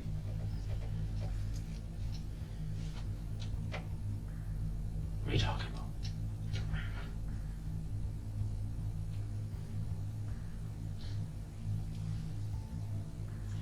Do you remember telling Terri Lynn that if the police come and talk to her, that she should be telling them nothing, first of all, that she doesn't know you, And secondly, if something comes up where they can prove that she knows you, then she should tell them that that car that was released by the police, that you guys just drove Tori down to that other car and then you don't know what happened. Is that going to be your story? It's not my story. Was it though? It's not I my mean, how story. do you explain that? I was only partially abducting her? I'm a part-time abductor? What the fuck? Okay, what the fuck? Exactly. Right. I'm pretty sure any more questions now can go towards a lawyer. I don't have any questions for you. I just wanted to meet the guy that I've been chasing down for the last 5 weeks. Yeah, I'm chasing you for a lot of weeks. Well, I've been chasing the person that killed Tori, Wrong again. and you're that person, Mike. Wrong again. But once again, you're gonna believe whatever you want to believe until, yeah, even if you don't have facts in front of you. That's not very smart. So what do you suggest the police do when somebody like Terri Lynne comes in and tells us what she told us today? What would you do as a police officer? I'm not a police officer. I don't know. Well, you're obviously pissed didn't off take about the up law decision we did enforcement. make. What decision would you make? Do you not It's think not we up to did me the to right decide thing? that. Okay. So why are you so pissed off about what we did? I'm pissed off about what you did. Mm-hmm. No. I'm pissed off. I'm not even pissed off. I just find it funny how you can go full sure on something when you don't know. Well, Mike, when somebody tells me that they were present when a man killed an 8-year-old girl, Right. Somebody told you that. mm-hmm, she did. Okay. When that happens, okay, we don't say, oh well, maybe after we go golfing for the week, we'll go and see Mike and see what he has to say. That's not the way it works. No, so let's just pick him up and then say, yep, you did it. Because that's obviously got to be the right way to go about things. Well, community safety is the important thing here, right? Okay, well, I'm pretty sure I'm not going anywhere right now, so that doesn't justify what you're saying or doing. Do you have any kids of your own, Mike? I guess you'll find out. Do you have any nieces or nephews? I guess you'll find out. Somebody told us you have a 7-year-old daughter. Is that true? I guess you'll find out. Well, if you did, and this happened to her, and I came over to your house and said, hey Mike, we just had somebody tell us who abducted and murdered your daughter. We'll look into it, see what comes up. Would you be happy with that? Yes. That's your job. Yeah, because you wouldn't want us to go and arrest somebody just because somebody told us they did a murder, right? That's not. No. Why would I want somebody to just arrested just because some Joe Blow said so? Then everybody might be arrested because everybody thinks that everybody did it. So let's just arrest the whole lot of them. Why do you think Terri Lynne would confess to this? I have no idea. I mean, let's face it. If Terri Because Lynne he says was, Terri Lynn's on a video. Looks like Terri Lynn's out of options. Terri Lynn's already in No. a juvie. Terri Lynne already has priors. Terri Lynne has already been accused of stabbing people. I don't know. but we didn't arrest Terri Lynne until Terri Lynne told us she was involved. Right? Okay. She came in here for a chat. Okay. Okay? We asked her permission to come out on a judge's order and come and talk to us. Okay? It wasn't until Terri Lynne told me that she was involved in this all started to happen. Okay, so this isn't Terri Lynne getting arrested and trying to save her own throat by throwing it on Mike. I don't know. Maybe Terri Lynne thought she was out of options. I don't know. Well, for a girl who thought she was out of options, she sure gave us a hell of a lot of details. I can't answer you. I don't know.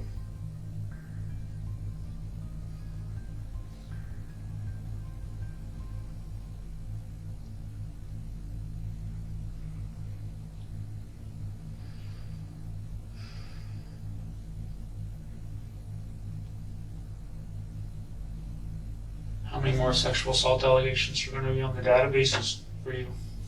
I guess you'll find out. So assuming there's more. I I guess guess you'll you'll find out. right. Like you get a hold of things. Yeah. Are we done? I'm not done. Are you done? I'm done. Okay.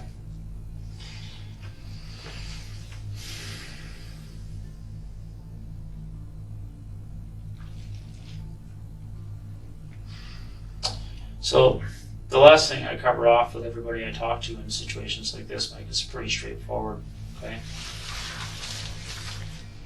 Rodney Stafford and Terri McDonald have to be notified about this, okay? First question out of their mouth is going to be, what? Did they say why they did it? I'm sure one of those two will have the answer for you. Why somebody would do it. What are you getting at, Mike? What are you throwing out there for me, buddy? It doesn't matter. It doesn't matter. You're gonna talk to them anyways. You know what, Mike? If you're going to claim you have no involvement whatsoever, don't play games with me and throw out little hints and see what comes of it. There's no game. There's no little hints. There's nobody involved in this except for you and Terri Lynne. Once again, you're just gonna believe whatever you want to believe, Yeah, based on what some girl has told you. See, Whatever. This is why I said I'm done. This is why, from this point on, nothing else comes from my mouth. And if you want to speak to somebody, you can speak to who might be representing me. we do that all the time. Perfect. But we don't have a need to talk to them. That's what the Crown attorneys do. Okay, well then the Crown will talk to them. I've already given you my answers. They're not good enough for you. What do you think was going to happen, Mike? You think you're going to walk in here and say, oh, I wasn't involved? Okay, Mike, sorry, Farley, you can go now. Maybe. Well, one of the things we have to assess is who looks like they're being more truthful. Okay? And I sat through a long, long conversation with Terri Lynne today. I saw her try and tell me she wasn't involved. I saw her try and resist. I saw her try and dig in like you're digging in now. Okay? And then the light came on for her. She started to realize that it was kind of weird that 2 months ago, 3 months ago, whenever it was, here comes Mike out of the blue, walking up to her in a pizza place because he saw her walking in there and just thought she was just so stunning that he just couldn't drive by.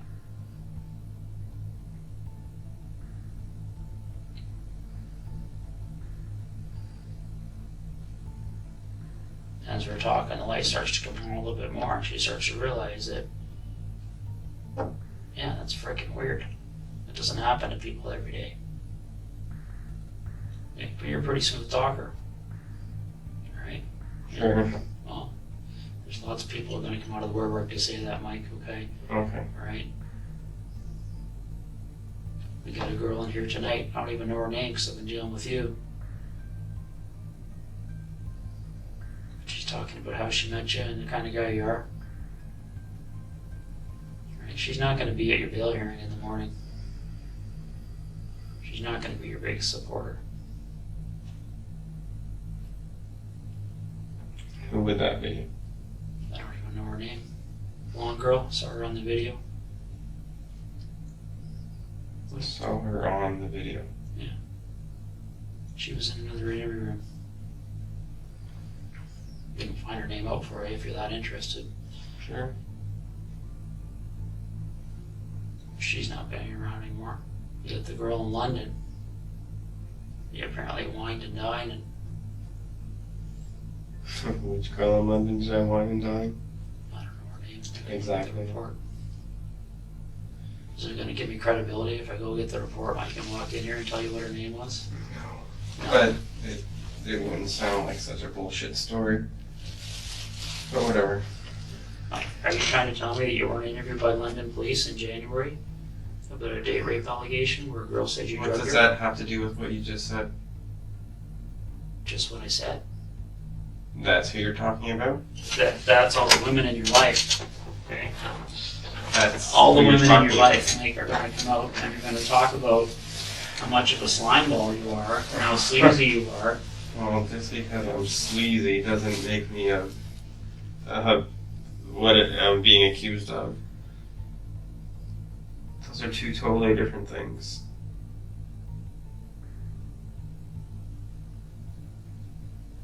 I can see that. It's funny how you can't see that. What do you want me to see?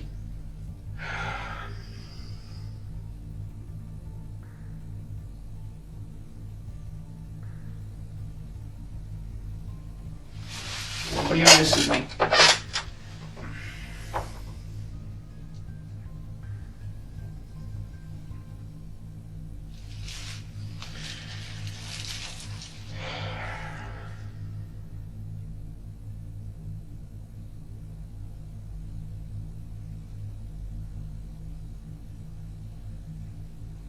It doesn't matter. It doesn't make a difference what you see. Like, Because how many days have you spent in jail? none. You understand that for the first degree murder of an 8-year-old girl, the chances of you getting bail are slim to none, right? Okay. You understand that? Okay, having done this job for 20 years, all right, I'm not going to give you any false hopes. Okay. So what you're telling me is that here's Mike, who's never spent a night in jail, but is now willing to spend probably, in my experience, 18 months to 3 years before this even reaches trial. And then he's going to be vindicating himself somehow. But you'll just suck up that 18 months to 3 years in jail. I never said that. But once again, what does that have to do with this? Oh. Nothing.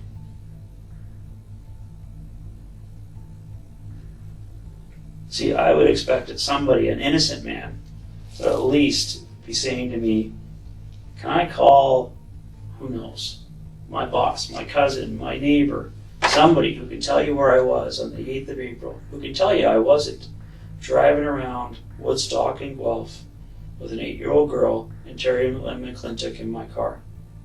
Anybody, any alibi. 3 hours people have been talking to you now.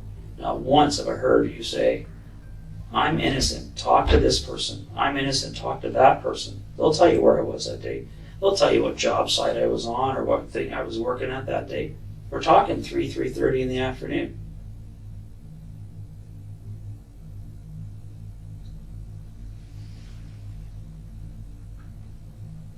See that, Mike, that would make sense to me because that would mean that that person spoken to tonight, we could turn around and say, holy crap.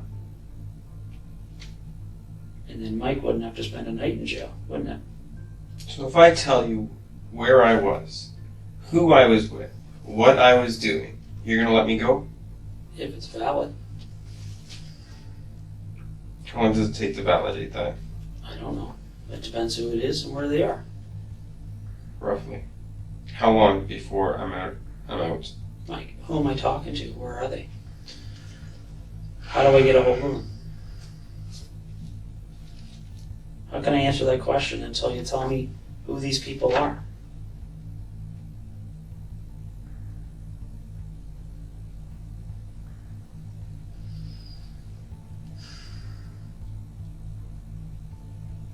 If these people are into things of their own, does this mean they're gonna get in trouble? Mike, I can tell you this. I've probably talked to over 100 people in the last 5 weeks, myself alone. My investigators, probably over 500 people. I'd say at least half of those people are either drug dealers, drug users, fraud artists, whatever.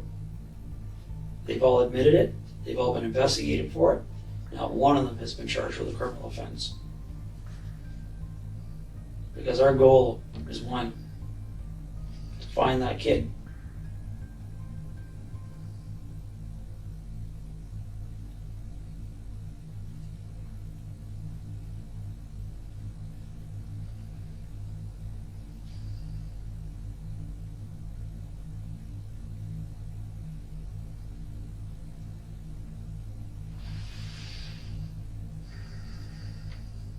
Do you know where you were on the 8th of April?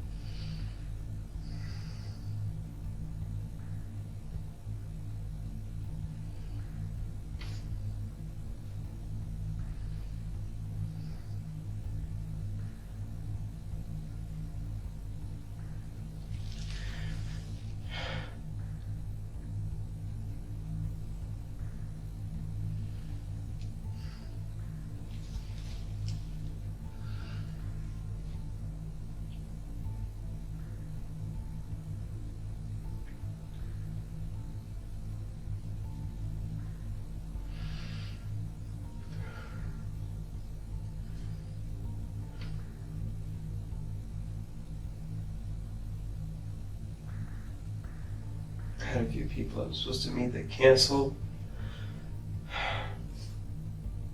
that week.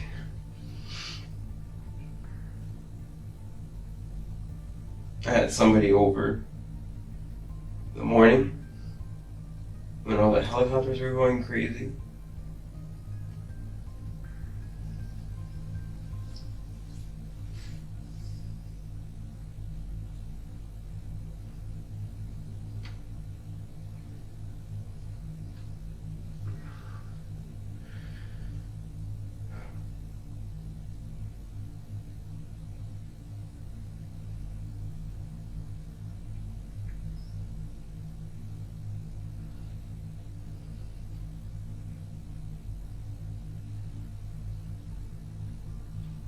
And we went to London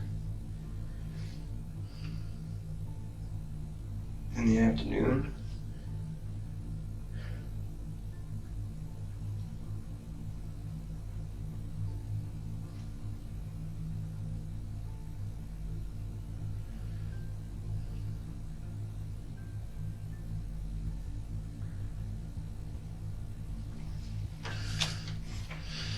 I'm going to talk to my lawyer tomorrow.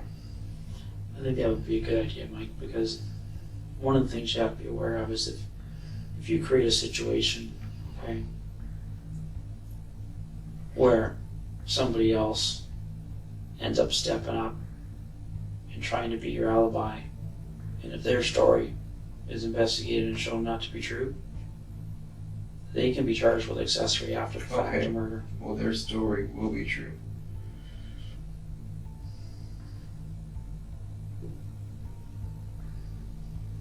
And again, I'm sitting here wondering why. I'm giving you the opportunity. You want me to be fair, you want me to listen to both sides. I'm tired, I'm exhausted, I'm still hungry. It's been a long day. It's and the next 25 years day. of your life are on the line, Mike. Then it can wait one more day when I talk to a lawyer and I know exactly all my rights.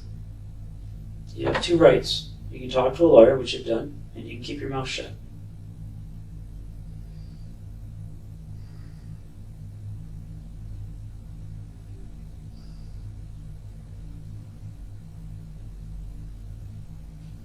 I have a lot more rights than that. Like what? Well, I don't know. That will be for the lawyer to tell me. Well, I'd be interested to know what new ones are out there that I haven't heard of. Okay, well, we'll see what the lawyer tells me.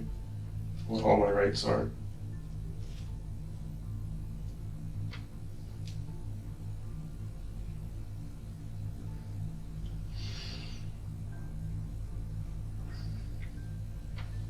It'd be pretty stupid of me to just start saying whatever you want to hear without a lawyer present or without a lawyer instructing me on the right legal things to do.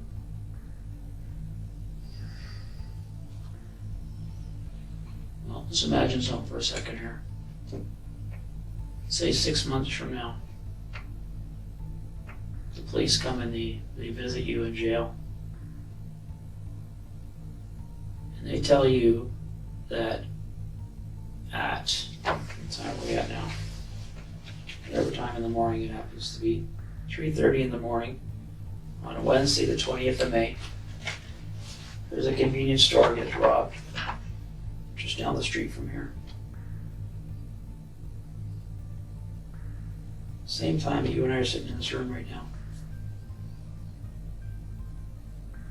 They come and investigate it, and let's say they, who knows, they get a tip, somebody tells them, hey, Mike Rafferty robbed that convenience store. So they come and they arrest you for that robbery.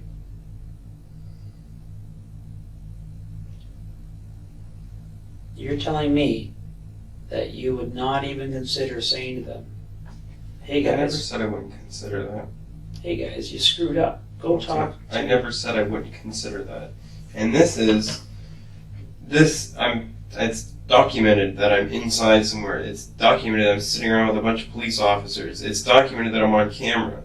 So this isn't something that I have to discuss with somebody.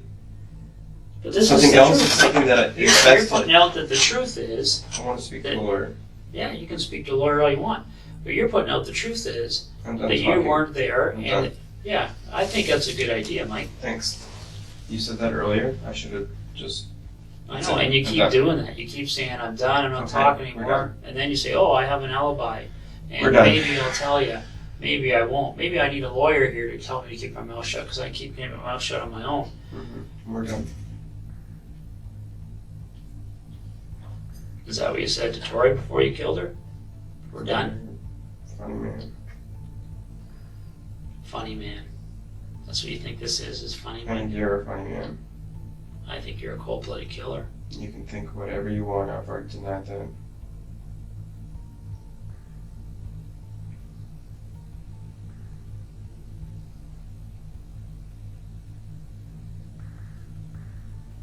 I think you're a cold-blooded killer, Mike. If you're trying to get a rouse out of me, not No, gonna happen. I don't need I already rouse. denied it. I don't need to rouse. The We're done. evidence tells the story. You haven't gotten all your evidence. No, it'll take us months, bud. It'll take us months Well. and months and months. And you'll wait in jail Okay, until that happens. great. And then when it's all over, I can say bye-bye Bye-bye to what? to you. To freedom. Yeah, right. I'll be there to say bye-bye to you. Okay. Believe me, I've worked Okay. long and hard on this case. Okay, good. Get ready to keep working.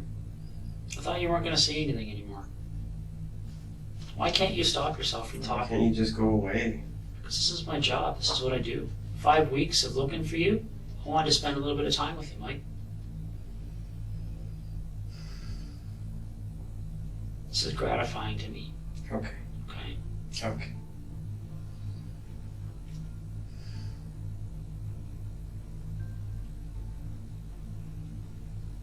Because you and I haven't spent too much more time now than you forced Tori Stafford to spend in your car. You could have let her out anywhere along that route.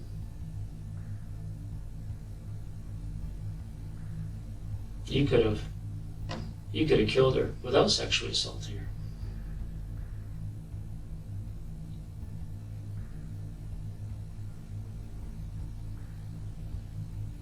And that's what I wanted to sit across from tonight. See what it's like to sit across from a guy who, when he abducts an 8-year-old girl, is so turned on by it that before he kills her, he has to have sex with her.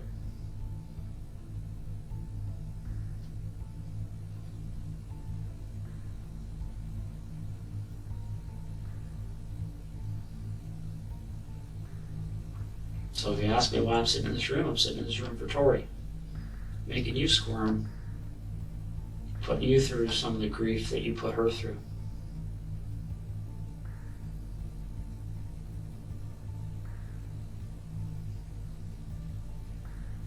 That's why I'm in here, Mike. And I'm having a good time.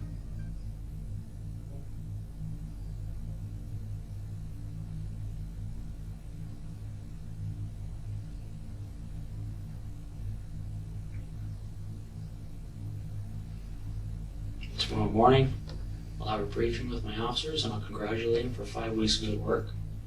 And then we'll get our first piece of evidence. Then we'll get our second piece of evidence. Then we'll get our third or fourth or fifth or sixth. Who knows how many we're going to end up with? 20, 30, 40 pieces of independent evidence.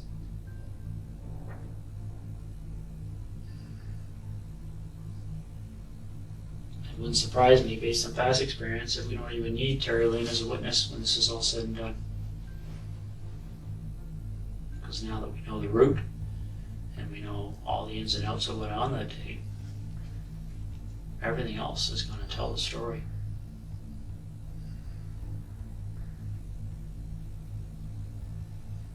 You are a sick puppy, Michael.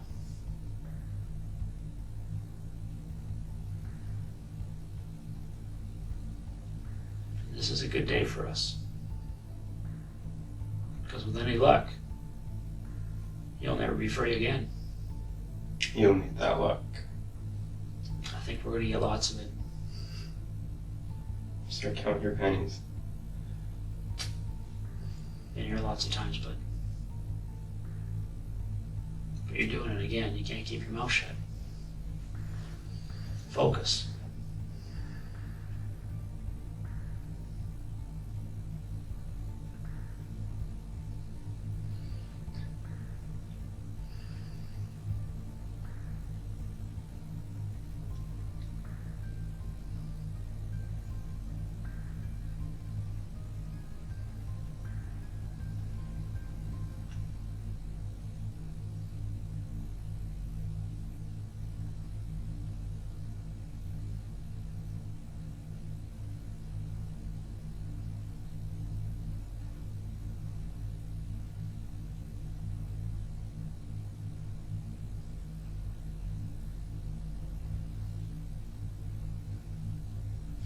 Thinking about it now?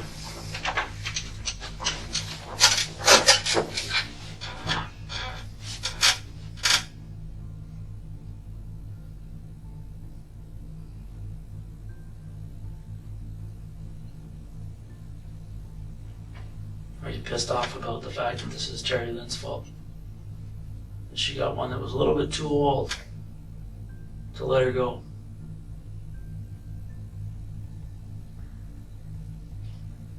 A little bit too old that she would know what you guys look like. She'd know to tell the police what your car looks like and what you and Terri Lynne look like.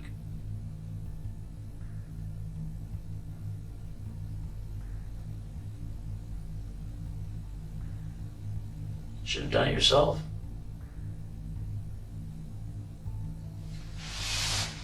Wouldn't that be a different story? You had the balls to do this yourself. You didn't have to send a 19-year-old girl to kidnap an 8-year-old girl for you. You may not be here right now. Could have covered your own tracks.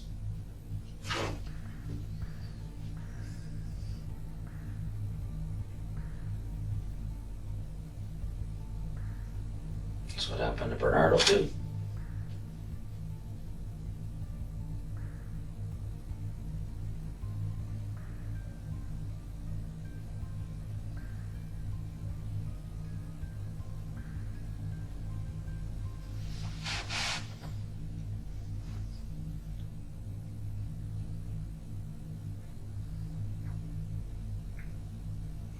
You know what that girl's biggest concern tonight was?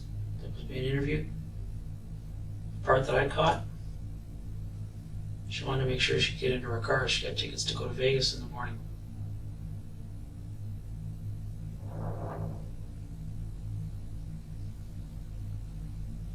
Something tells me she's going to go home and have a long, hot shower to wash the grime off.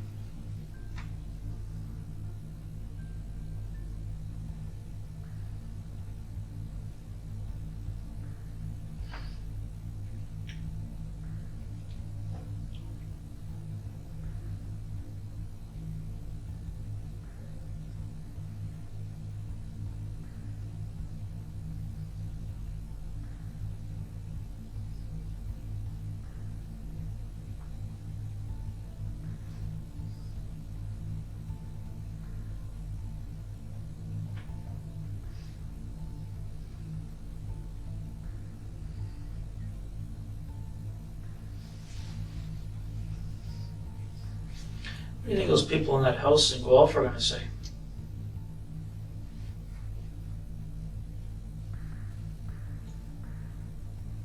I can guess what they're going to say. They're going to say, first of all, they're probably going to say, no, don't know Mike, doesn't come around here.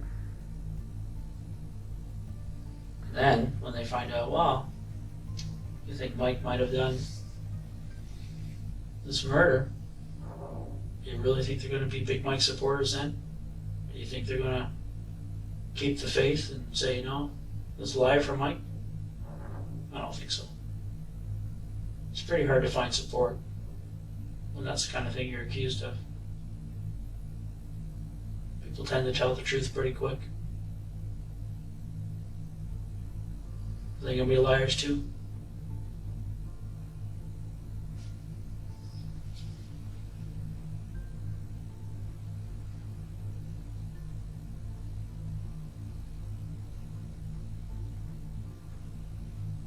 See, Mike, this is why we don't need you to say a word, but this is why you should keep your mouth shut. So everybody else is going to tell the story.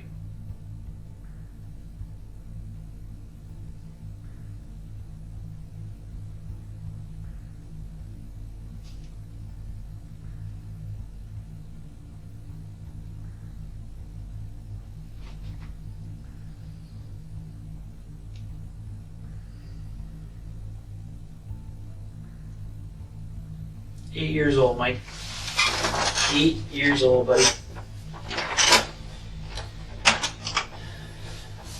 You drug an adult, they go to the police.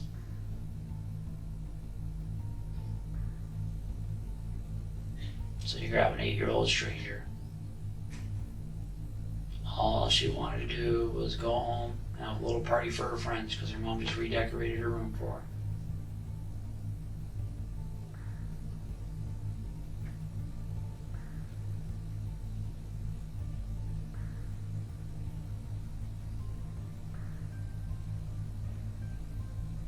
That's pure evil, but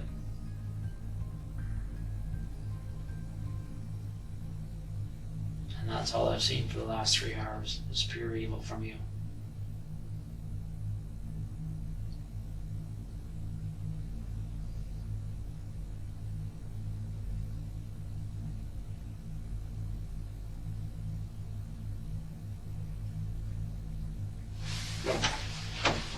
And as much as that guy from behavioral sciences wanted you to get all weepy and say, oh, poor me, the oxys, my poor grandmother, my poor mother, you don't give a shit about them.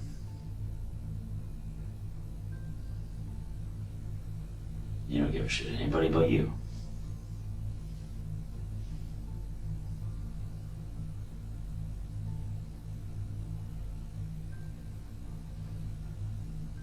And that's exactly what the judge is going to see.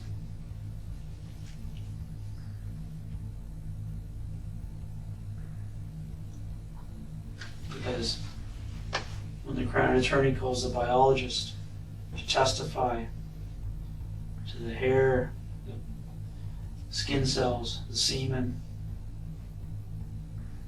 that was found on Tori, and the blood in the skin cells of Tori that was found in your car.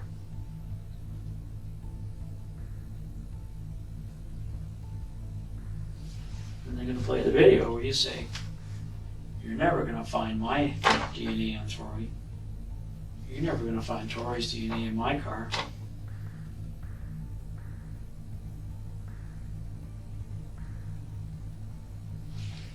That's what you are.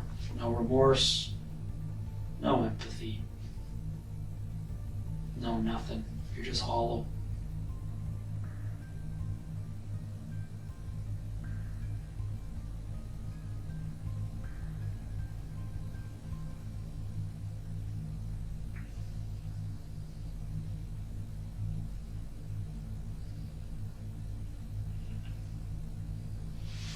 The nice thing about the place you're going to be spending a good chunk of your life is they actually have glass cells.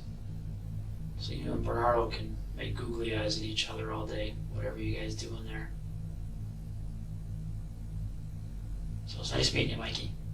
Enjoy the rest of your life. This is the kind of room you're going to be spending it in.